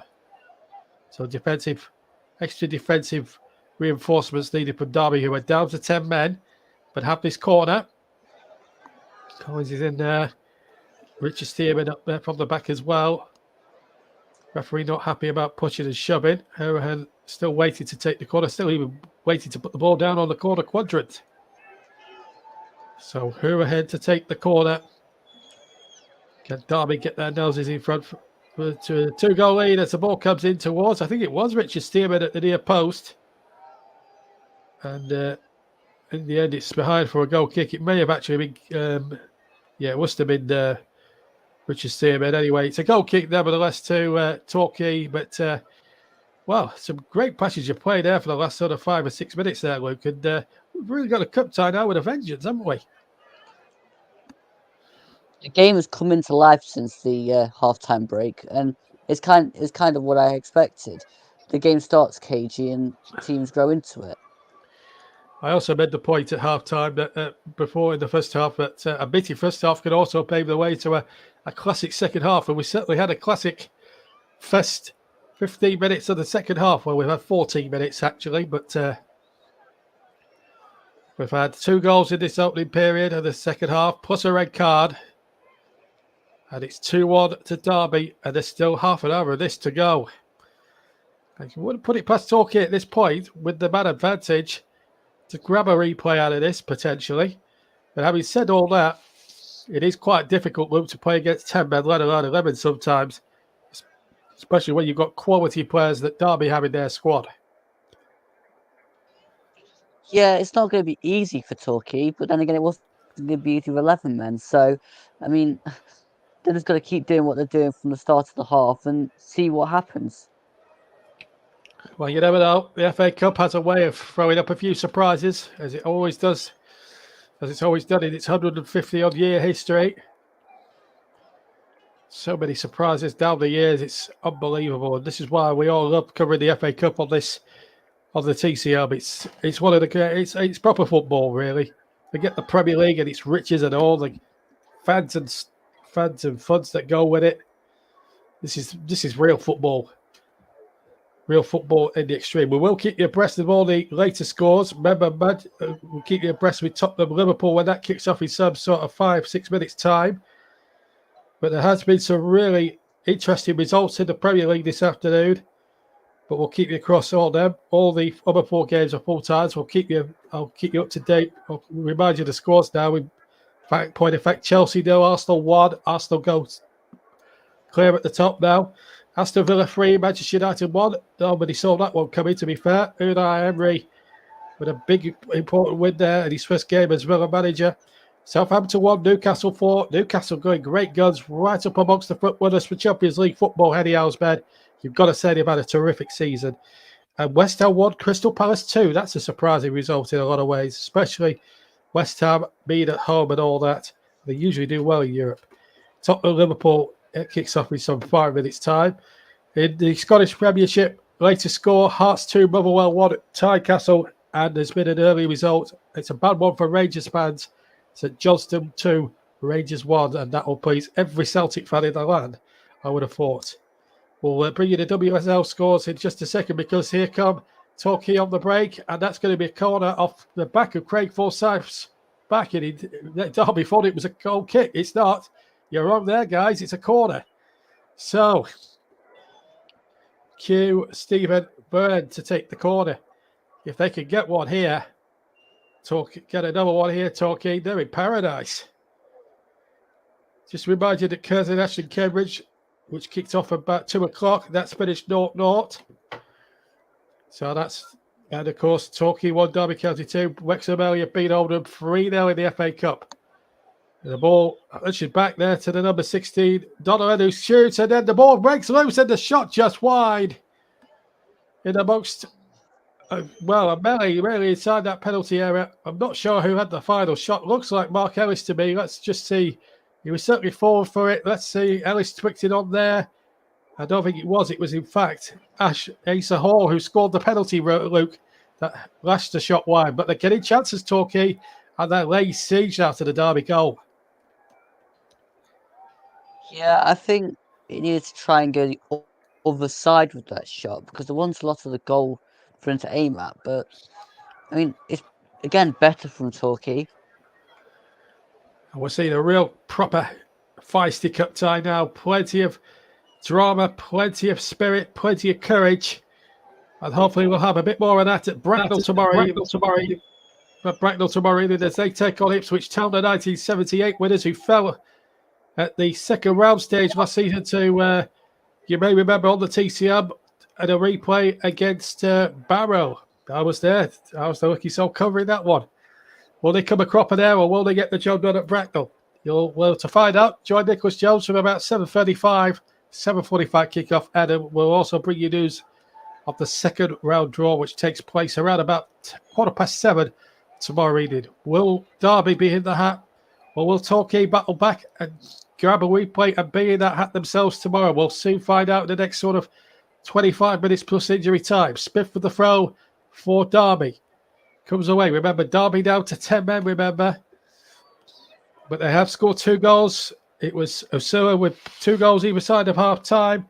Asa Hall pulled one back from a penalty spot. But remember also, Ian Cashin has been sent off for a denial of the goal-scoring opportunity. Although, what me and Luke have discussed earlier on in that incident, I think Forsyth would have got back and covered anyway. So we think Damien Rock may have got that one wrong. But here's her now for Derby. Ball just holding up on this difficult surface now, which is going to make it a bit more trickier now. Ball's just going to roll anyway. It's a lottery. I think now for the next 25 minutes with the conditions the way they are, the ball rolling about whichever way for now, Luke. This game's a bit of a lottery now as far as trying to keep possession is concerned. Who's going to come out on top? We'll get your views in just a second because we've just got De Silva on the ball now. We'll wait for a decision to go Derby's way, in which they do. Roberts is pushing De Silva, which is a little bit uncalled for. Free kick to Derby. But now with the pitch conditions the way they are now, this game is certainly a lottery now for the next 25 minutes or so that remains. Yeah, I think it's gonna make it interesting to see what happens, and it'll suit Torquay because they've obviously played on this pitch a lot more than Derby have. Yeah, and they'll know every blade of grass and every diameter of the pitch. Despite the fact that they're 24th from rock bottom of the National League, Paul Ward's feels very hard done by. He's talking to the fourth official there, at least Swansea. He feels his team have been a little bit inconvenienced by having the man sent off. It could easily be argued that way. And it's been a very good game. Remember, Derby, 10-man Derby, leading 2-1 against Torquay, but it's a real battle now with 24 minutes plus injury time to play. Been a terrific match. And there's still a long way to go in this one, let me assure you, and that's on the TCR and all the platforms. Torquay win the free kick. Well, whatever happens, really, I mean, we've had some terrific shocks this weekend. Old Church especially, they've been a massive giant killer. You've got the likes of Buxton through as well. Buxton who entertained Morecambe in the second round last season. They're in the draw as well. So plenty of good non-league teams left in there. Wrexham probably the best known of the non-leaguers as well. As we saw earlier, as you may have seen on television earlier, beating a very sorry Oldham. It wasn't a shock by any means. I don't know where Ross got the shock element from it. Looked a foregone conclusion, but at the moment they scored early on, they were pretty good. Paul Boyd, I thought, was the man of the match, actually, to be fair, in that game. Watching the game myself and before prepping for this one today. But it's been one of those games. It's been a really interesting weekend of FA Cup action. Old Church, who won it, incidentally, Old Church, who did win at Cheltenham yesterday, are still the lowest ranked team left in the FA Cup this season. 67 minutes gone on the TCR. It's Torquay 1, Derby County 2.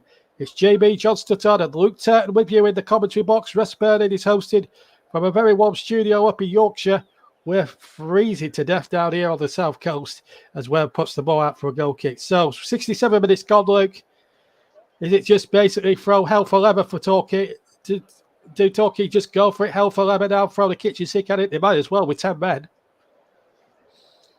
Yeah, they can do, but I think they're also just they're better off probably being a bit more composed about it and sticking to the plan. They know what they're going to do anyway in the game, and see if they can get another opening. Well, if they could get level and get a replay at Derby, that would be another money spinner for them. Wouldn't guarantee them television, obviously, but yeah, nice trip to a nice football ground for these Torquay supporters who have been through the mill over the years. Club battling financial difficulties. Even when they were in the Football League for many, many years, money was always tight. Still tight today. But the boost of a few quid from TV and Derby County coming, and they brought at least 1,000 or so supporters down from the East Midlands today, which is quite a long trip. It's about 500-mile round trip, really, from Derby to Torquay. They've got a free kick here. I know the Sunday as well. That's good backing from the Derby supporters. They won't be too pleased, however, that Conor Hurren's given us free kick on the edge, almost on the edge of the Derby penalty area for Torquay here. Down in. Good run from Jarvis there, and I think if you just got to get this on target and see what happens. Well, this is where you need Paul Gascoigne at this stage. Out of 1991 against Arsenal in that semi-final. Or Chris Waddle in 93. If you had one of those two players, you've always got a chance. But it is Stephen Byrne who's going to take it. Can he pull off the Gaza special and get the team back into it? It's right-footed. There's a four-man Derby wall, which, to be fair, doesn't look 10 yards away from the ball. A little bit of a light-hearted conversation between the wall and David Rock, the referee there. Wall, to me, doesn't look 10 yards back. Maybe it's the angle of the camera. I'm not sure, but it's fair to take it. Just to the left of centre. Oh, he got it all wrong. Got the curl. He got the elevation, the heading over the wall. Unfortunately, Luke, he just didn't have the dip or the accuracy to really trouble Joe Miles Smith in the Derby County goals. There's something about that end and players getting the ball way over that crossbar. I mean, we might as well be playing cricket in this weather. I mean, this would be tailor-made for somebody like Ben Stokes or Alex Hales in this sort of weather. I mean, obviously, they wouldn't play cricket in the rain. Of course, England, the cricketers are into the semi-finals of the 2020 tournament. They even knocked Australia out as well, even though Australia didn't even play yesterday because it ensured England's win over Sri Lanka. It ensured that Australia, the hosts, which is quite funny, really, couldn't go through in their own World Cup. You partial to a bit of cricket, Luke, during the summer? I do watch it. I watched the game yesterday. Yeah. Well, from being from where you are, you'll be a big Nottinghamshire fan. Of course, I'm a Lancashire man, and I'm still jacked off at the way Hampshire beat us in that 2020 final. I still think that was a bug ball, and I think that ball should have been done a third time. But there you go. It's 3 months to go. Get over it. Anyway, we're back with the game. Let's get back into the FA Cup. We've had about 19 minutes plus injury time to play, and here is number 2 on the ball. Crow chips the ball forward. Now, there's a big chance in there. Oh, it just wouldn't come out of Goodwin's feet. He just couldn't get it out of his feet. And if he just had and stabbed it goalwards, Torquay may have been in for something very, very special there, Luke. Real opportunity for them. They've got to keep believing that chances like these can happen in the next sort of 15 minutes or so. He had to get that shot away first time. He tried to take too many touches, and his touch just wasn't great, and he went straight through to Wildsmith. Also, what didn't help his cause really was the pitch conditions. The ball came at it at a rapid rate of knots, and because when you try to get the ball out of your feet in these conditions, it's very, very difficult. So the ball's greasing along on the top surface here. Pitch, which looked in immaculate condition at the start of play, now is starting to cut up big time now. It's a throw, but well, there's not much mud. There's still a lot of green that's on the ground, but there's still quite a bit of mud now. It's cutting up in places now here at Playmore. It's a throw, not quite a throwback to 1972 when the great Ronnie Radford scored his rocket to help knock Newcastle out the FA Cup that season. And here is number 2 here on the ball. That's Crow, knocks the ball in forward. Is one of these guys in yellow going to have their Ronnie moment? Oh, they nearly had a Ronnie Radford. Well, not quite a Ronnie Radford moment there, but they had a chance. And De Silva came in at the back post. And I think there was a little flick on here. I'm just going to have a look before I bring you in. The ball was there, and there was a little flick from a Derby player which took it away from De Silva. And I'm not sure there was another player going in as well, and it was number 9, Jarvis, as well. If the ball had deflected off Bird's head, then Jarvis was in for the equaliser. Yeah, I think it may have even flicked off Forsyth's head. Well, anyway, it's a corner. Played it in towards the near post, and it comes away to 23 to brings it away, Ozura, but he's lost it. And here come Torquay. They're asking all the questions now as we go into the last sort of 17 minutes or so. Paul played in there. They are looking for that replay down or up at Pride Park. They can sense a possible replay and a possible few quid for the coffers, which will make Torquay's back manager an awful lot happy about life if he wasn't happy already with this being on TV. Handball given, free kick to Derby County, which will release a little bit of tension from there. Handball by Goodwin, but tell you what, now we're in for some last quarter of an hour, because if Torquay can keep making chances, Derby, of course, have boasted stuff defensively. They've had to take attacking options off to accommodate defenders. It has the feeling for me, I don't know how you feel, Luke, that the game is going to be played exclusively now for the last quarter of an hour inside the Derby half. I think it's going to be Torquay flying at Derby now from this minute onwards to the end. It just has that feel about it. Well, they'll certainly give it a good go, and I think that Derby will try and hit them on the counter. But yeah, I think Torquay will have to press on to try and get this goal. Well, they might get a chance. Competition. Oh, they might get a chance inside the area now. Oh, and it just wouldn't break, and then the shot comes in. It just wouldn't break for Jarvis inside the area, and it just will not drop. And then Lappy had a second go at the Cherry, but they're having more chances again. Quarter an hour to play. Torquay more than in this tie and playing against 10 men. Mark Holstead, we haven't mentioned his name too much. He's been a virtual spectator this second half. Despite the second one going past him, here is Asher Hall, Asa Hall, sorry. The man who got Torquay back in it with that penalty kick. Ball played forward, but well defended again by Lewis Ness. Oh, Lucas Ness, I should say, not Lewis. Lucas. Can't read my own handwriting. Well, I'm getting to that age where life begins at big 4-0 me. You can tell I'm giving my age away a little bit. Anyway, here's the Derby change. As Paul Ward looks to shore things up here. And it's the goal scorer of 2, Ozila, who is going to be withdrawn. Terrifically taken after 27 minutes and now 46 minutes. Got the second one, which looked to put Derby's patches through to the next round, but not yet. And on in his place will be Liam Thompson, number 16. Here come Torquay looking for another break here. They can get another goal here. And hold on, they will be in for a muddy spinning replay at Pride Park. Ball lifted in there. And the goalkeeper stayed at home and the header came in. And it was Hall again, the captain, steaming in. Just couldn't get any purchase look on the header. But Torquay now, with about 14 minutes to go, are forcing the issue here. Have they got enough time to get that equalising goal, I wonder? Well, they've definitely got enough time because there's still another 13, 14 minutes left and they're really, really pushing at Derby. So, yeah, I think they've got enough time to get an equaliser. Whether they And of do or course, not, again, we'll have to just wait and see. Yeah, and the other factor, Luke, is that we also might have at least 4 minutes of stoppage time. There usually is at the end of every second half these days. So there may be a fair amount of stoppage time.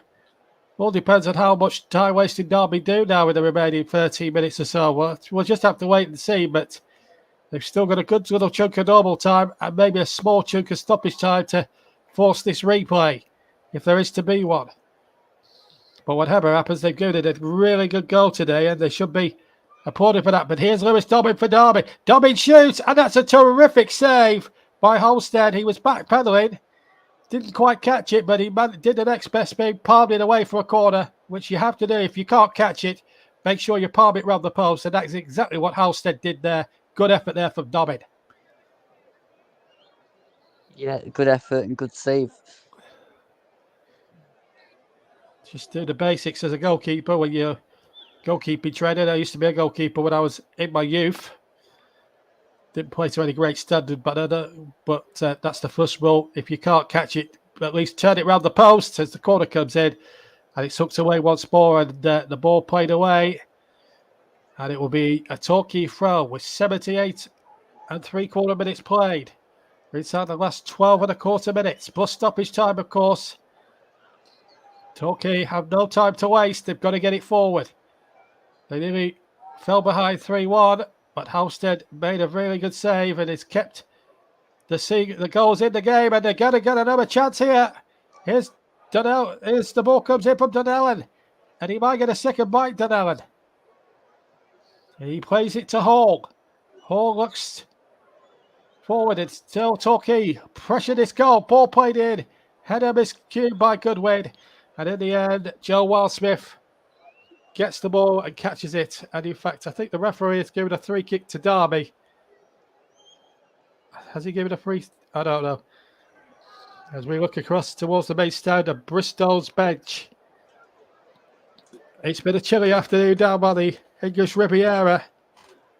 But I tell you what, it's been a proper cup tie, and it's been an absolute thrill a minute to bring you on the TCM and all platforms. My first game back since surgery on an hernia, and I actually kind of feel good. Although my stomach still hurts a little bit, still got a few stitches in the old belly button area. But I just want to thank at this stage, before carrying on with the commentary, to everybody that sent me great well wishes, and I know you have as well, Luke. So I do thank you for that. And it's good to know that I've got so many good friends out here on the TC Hub. It's really good to know we're a close-knit community as commentators on this TC Hub. We're one big happy family. So a big thank you to everybody on the TC Hub that's wished me well over the last week or so. It really does mean a lot personally for me. And so 10 minutes to play then in this cup tie. Gary Johnson's side very much in this game. There's no doubt about it. They're against 10 men, of course. Cash in, the man sent off. Let me just remind you, if you've just joined us very, very late, where have you been for the last 80 minutes? We've missed you. Anyway, I can tell you that if Sergio scored 2 goals either side of half-time, that put his goal after 27 put Derby ahead at half-time. They're just taking a few drinks, Derby players. No substitutions, by the way. And then Azura scored after 27 minutes. That was the score at half-time. Then he scored again 2 minutes into the second half. And then with about 63 minutes gone, Torquay got a penalty when Goodwin's shirt was tugged. Aaron Cashy was sent off on the day in David Roxby because he felt he was the last man, although Craig Forsyth was a covering defender. And Asa Hall smashed home the penalty.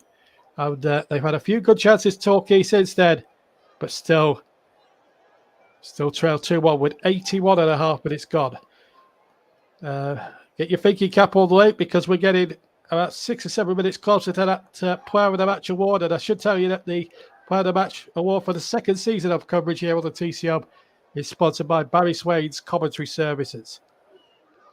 Just to remind you that we have Bracknell Town against Ipswich Town, the winners of 1978, on the TCM tomorrow evening with Nicholas Jones. Join him at around about 7:35, 7:45 kickoff for that one tomorrow night. That's your next installment of first round FA Cup action. And of course, if there's any replays, then we'll bring them to you a week in a week and a half's time on the TCM. So stay tuned.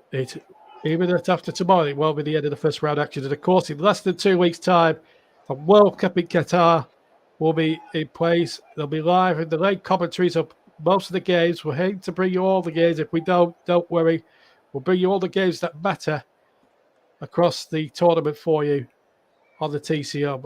There's myself, Russ Bernard, Luke, who's as a co-commentator. Mike Hardiman's going to be joining us. Paul James is going to be there too. Plenty of familiar voices as the ball comes in from Torquay. They're not finishing yet. Shot comes in. Oh, just wide. Just wide of the target. I'm not sure who hit that one, but it was Donnellan who hit it with the right foot, Luke. And if that had gone another inch the other side, then we might have been looking at a 2-2 game. It was a brilliant shot that just whistled past the post. I think that was close. I think that got a deflection, a Forsyth. Yeah.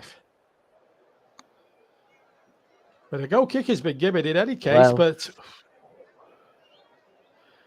I don't know. He could have struck that any true if he tried it 99 times out of 100. It was just an absolute shot full of ferocity. And I tell you what, if it hadn't, even though it wasn't a goal corner, if he hadn't whizzed up a little bit of Craig Forsyth's anatomy, I think that might have been crashing in off the career and in off the post. It did.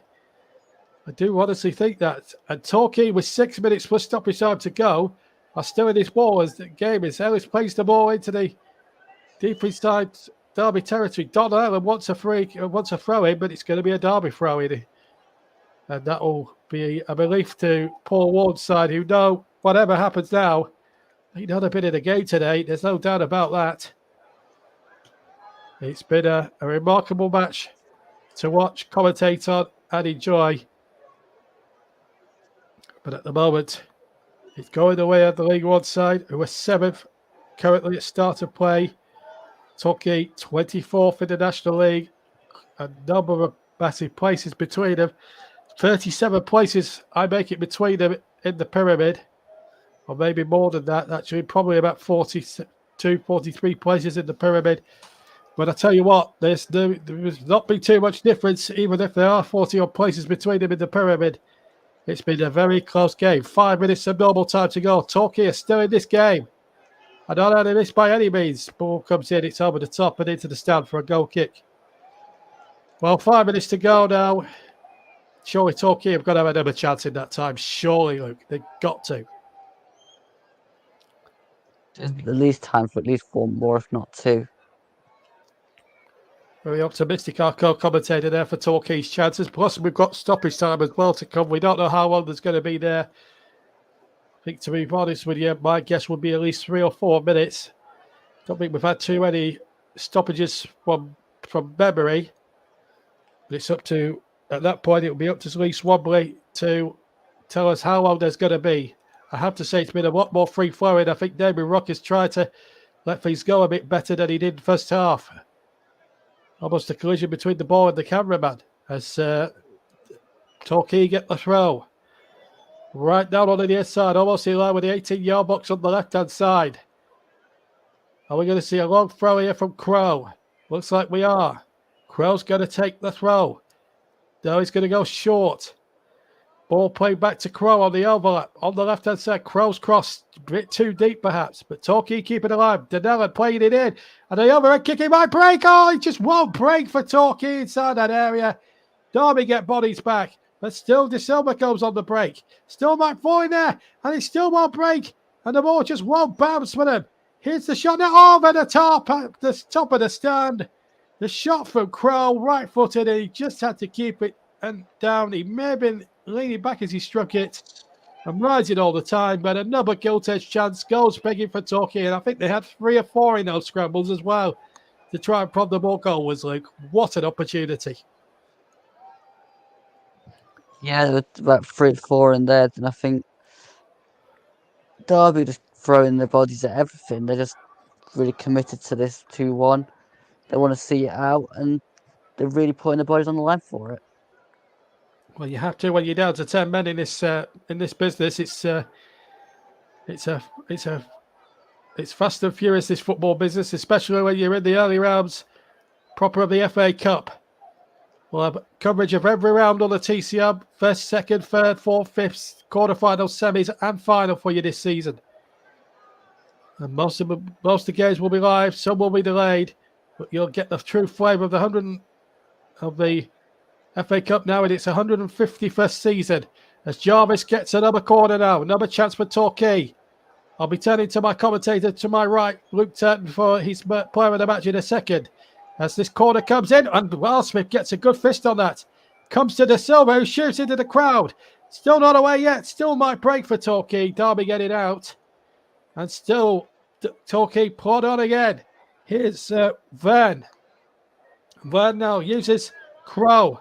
Crow to get it into the box once again. The heads go up. Oh, and it just would not break. They appeal a penalty in there. Well, they won the second penalty. They're not going to get it. I think it's going to be a corner.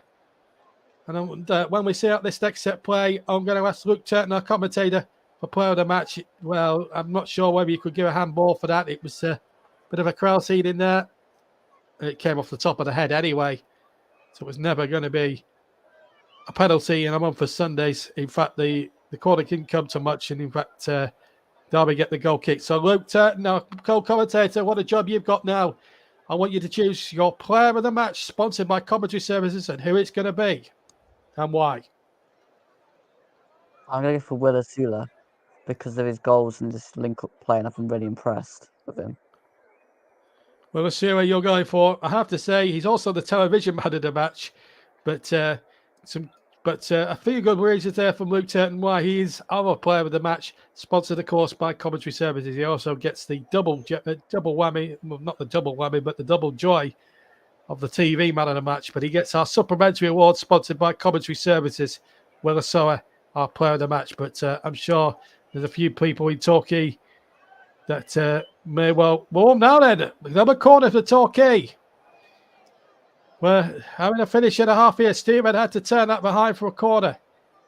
We're now in the last 15 seconds of normal time here at Playmore in this first round cup tie. Are we going to see a late show and possible replay for Torquay, or a slip there and a goal kick to Derby County. De Silva just losing his footing, and now the greasy turf is making it to be a slippery surface. 4 added minutes, as I predicted. No surprises there, Luke, that we're going to have 4 added minutes at the end of this. I think that's the go-to score, number, isn't it? 4. Nobody easy. A lot of games I cover, that's for sure. But there you are. Ghost kick to be taken by Wildsmith. So I think Derby may well have to endure another couple of scares from Torquay potentially here at the end of this. I'll tell you what, it's been a jungle for them out there. Speaking of which, the proper jungle starts tonight in Australia. In our celebrity. I'll tell you what, I wouldn't like to be Boy George playing in this tonight. I'll tell you that for free. Yeah, I think he'd probably find eating snake's anus a lot more appetizing than having to defend against this very direct Torquay side at this moment in time.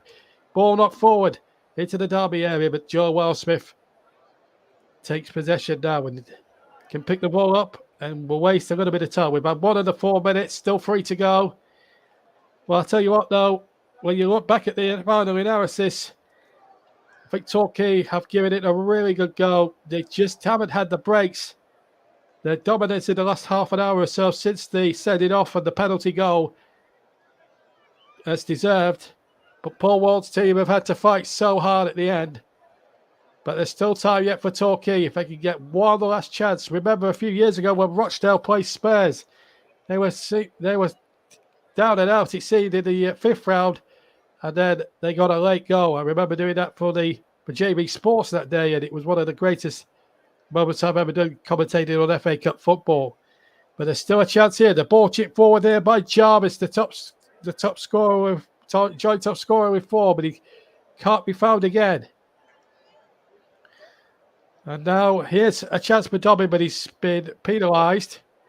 And Dobby's going to get a yellow card, presumably for fouling or for time wasted of some kind. The yellow card's been given. In fact, it's a free kick the other way to Derby County with 2 minutes of 4 to go. It's Ellis who's got the yellow card rather than Lewis Dobbin. Well, I'm not sure whether that was a yellow card offence. I've got to be honest there. Mark Ellis did go in very hard, but I don't think he got too much of the man there, Luke. Yeah, that was debatable, but maybe it's just an accumulation of ones he's done during the game. You don't know. Yeah, that's a good point there. Accumulation of cards. Free kick now to Torquay. And they haven't got time to waste it. I'm sure now the referee will be telling Collins, I won't be any time on for this, son.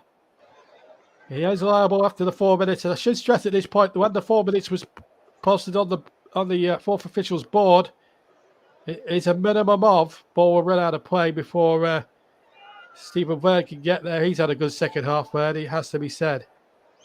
So we've got about 45 seconds of the 4. Should stress it's a minimum of. David Rock can have time on of his own steam at the end of this game. Smith with the throw for Derby.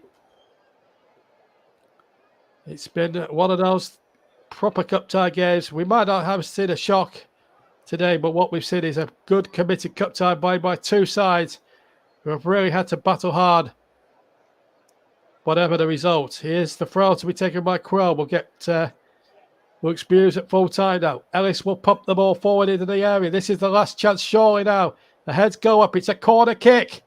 This has got to be the last chance. Goodwin should stay forward for this. Ellis will go forward. Him and the goalkeeper, Halstead, he may as well go forward. It's the last kick, basically. Now, what a turn up for the books this would be if Halstead was to score. That would really write himself into FA Cup fairy tales. Halstead is practically unmarked. They don't mark the goalkeeper normally. Here comes the ball, and it's a poor corner, if I'm truth be told. And the ball comes out. We're now way past the 4 minutes. Halstead flicks on. It might break in there for Torquay. 2-3 shots. It's there! It's there for Torquay! They've equalised with the last kick of the game! The magic of the cup is well alive and kicking. I don't know who scored it, but Torquay are level. And what scenes of joy for Gary Johnson's men. They were 2-0 down and seemingly out of it at one point. They're back level with the last kick, and Halstead's presence may have caused confusion in the Derby ranks. And I don't know who got the last touch. There's people on the pitch, Luke Turton. This is what the FA Cup is all about. Torquay 2, Derby County 2. Unbelievable. Wow. I mean, I said to you that there would be at least one or two more shots and chances, and it's that never say die attitude. Derby were constantly getting put under pressure, and eventually it just told. Goodwin got the last touch, I think. Oh, my word. What a finish. What a finish. The ball hooked back in there again. Alsted caused all the confusion. The shot came in and it came off Goodwin last. I'm certain of it. And it's 2-2. We've had a game to remember here for a very long time. And it's been one of those days where it's just been a magical thing. Just for the moment the Derby defender got sent off, it's going to be a replay at Pride Park in a week and a half's time. I'm not even sure if the final whistle's gone, to be perfectly honest, but this is why we love the FA Cup. This is why we love the game. It's still going on. We're 2 minutes over the 4. This is unbelievable. And Goodwin now goes to 5 goals this season. And that was the last kick of what's been a truly epic game of football, FA Cup football here at Plainmoor. Derby County looked to have had it in the bag after 50-odd minutes when Asua scored a brace to give him a 2-0 lead. They were leading 1-0 at the break thanks to his goal in the 27th minute. He scored after 47. Then the game changed to the penalty. Was it a red card for Cashin? Well, only Paul Warren will know that. We'll have to hear what he says in the post-match interview. But then the penalty dispatched terrifically well by Hall down the middle. And then Goodwin, with practically the last kick of the game, sent Plainmoor into pandemonium. What a finish, Russ. You can't get much better in the FA Cup than that. It's a replay at Pride Park in a week on Tuesday or Wednesday. It's finished here in an epic first round FA Cup game. Russ, Torquay United 24th in the National League 2. Derby County 7th in League 1-2. And it's a replay at Pride Park.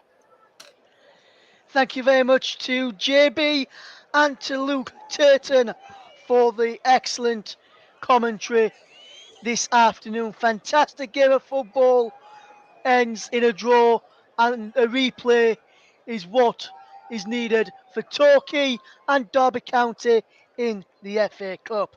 We're running through some of the latest scores, some of the scores from earlier on today in the Premier League. We will not tell you the latest score between Tottenham and Liverpool due to having delayed coverage of that game tomorrow.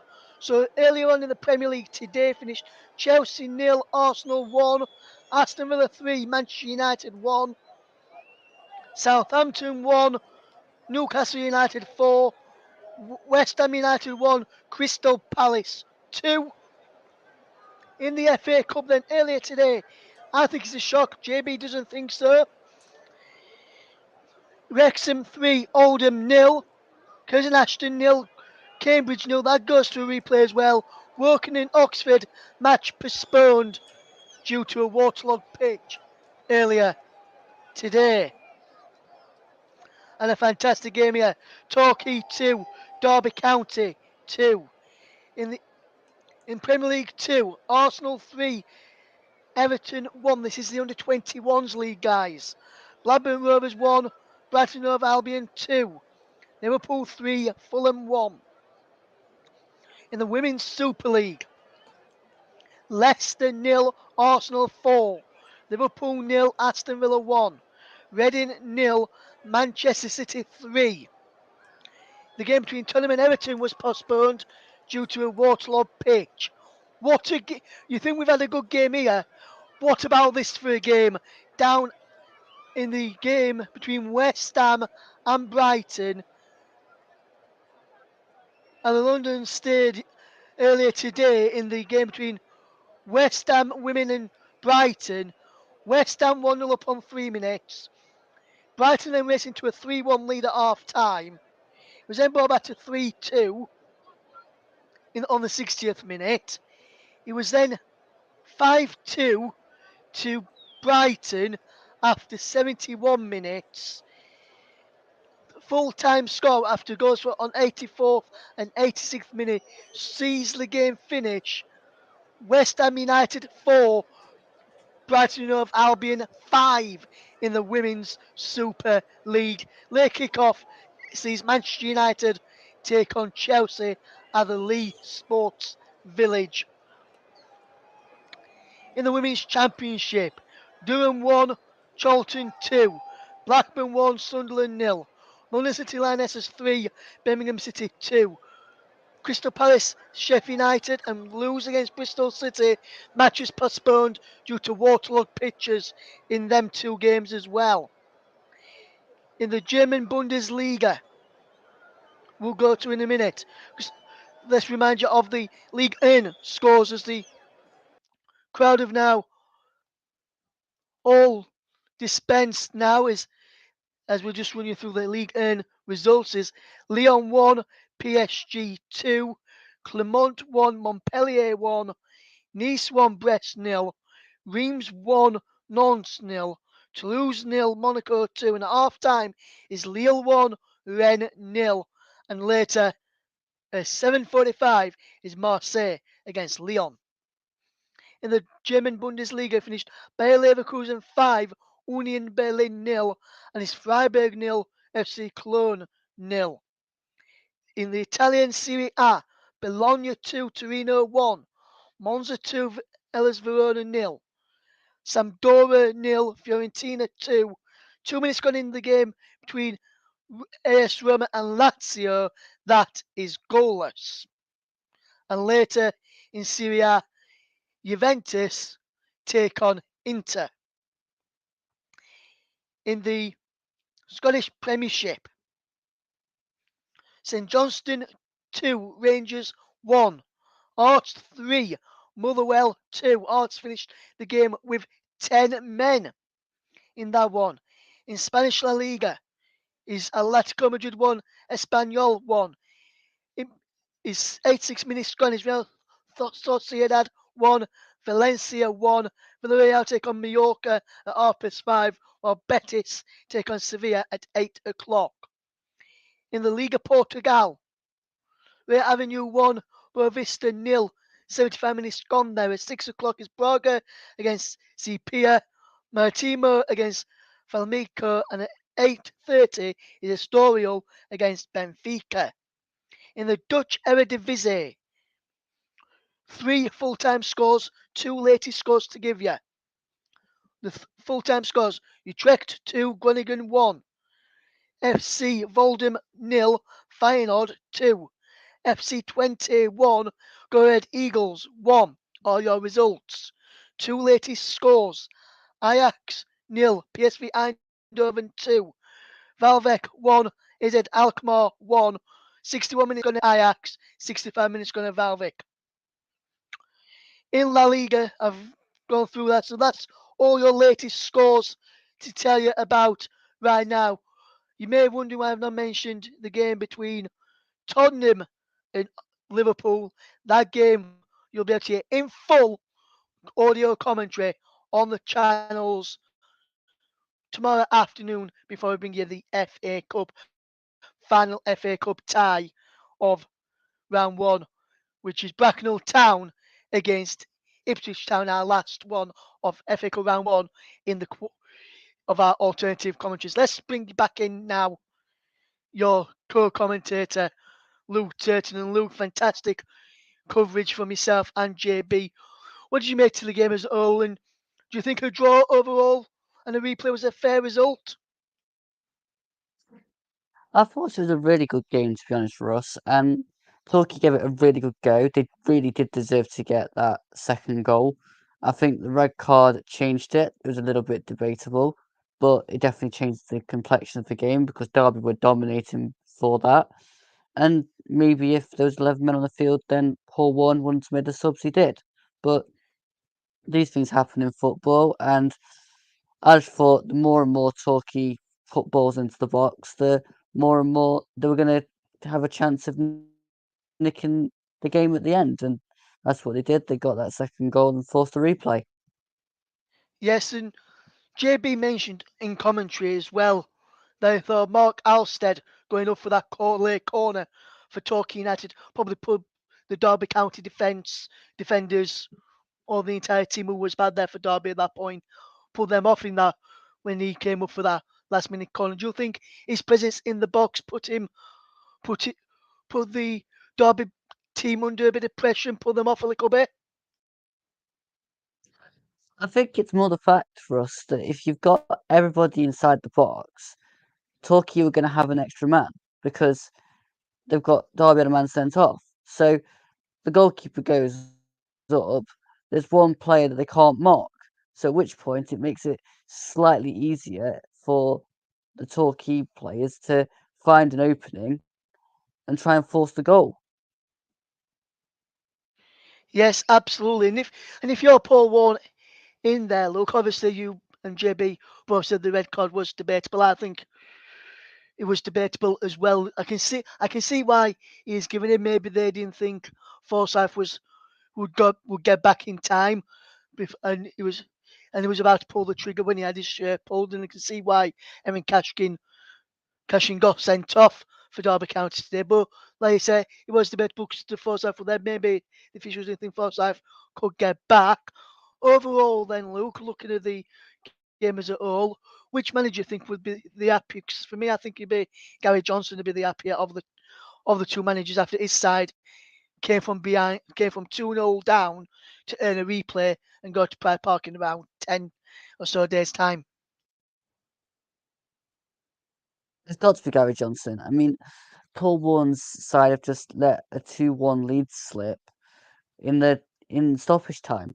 I mean, he'll be absolutely gutted at that, and I'm sure he'd have wanted his side to hold out for them extra couple of minutes. But it's difficult when you go down to 10 men. Prob as I think unjustly going down to 10 men. So it does get incredibly difficult after that moment because you have to make subs that you probably weren't going to make before, and ultimately it has cost them their place at the minute because they're going to have to battle it out again, and it's an extra game that now both of these sides are going to have to play. And I mean, they showed brilliant moments in the game Derby, but they didn't take their chances enough. They had loads of chances in the first half and it only went off at 1-0. Second half, they had the one chance that they scored from and then really struggled after the red card. Torquay had a lot of chances then. So really, it was a game where the chances all came at the same end. Yes, all majority of the chances came at the end where the Derby fans were behind that goal, and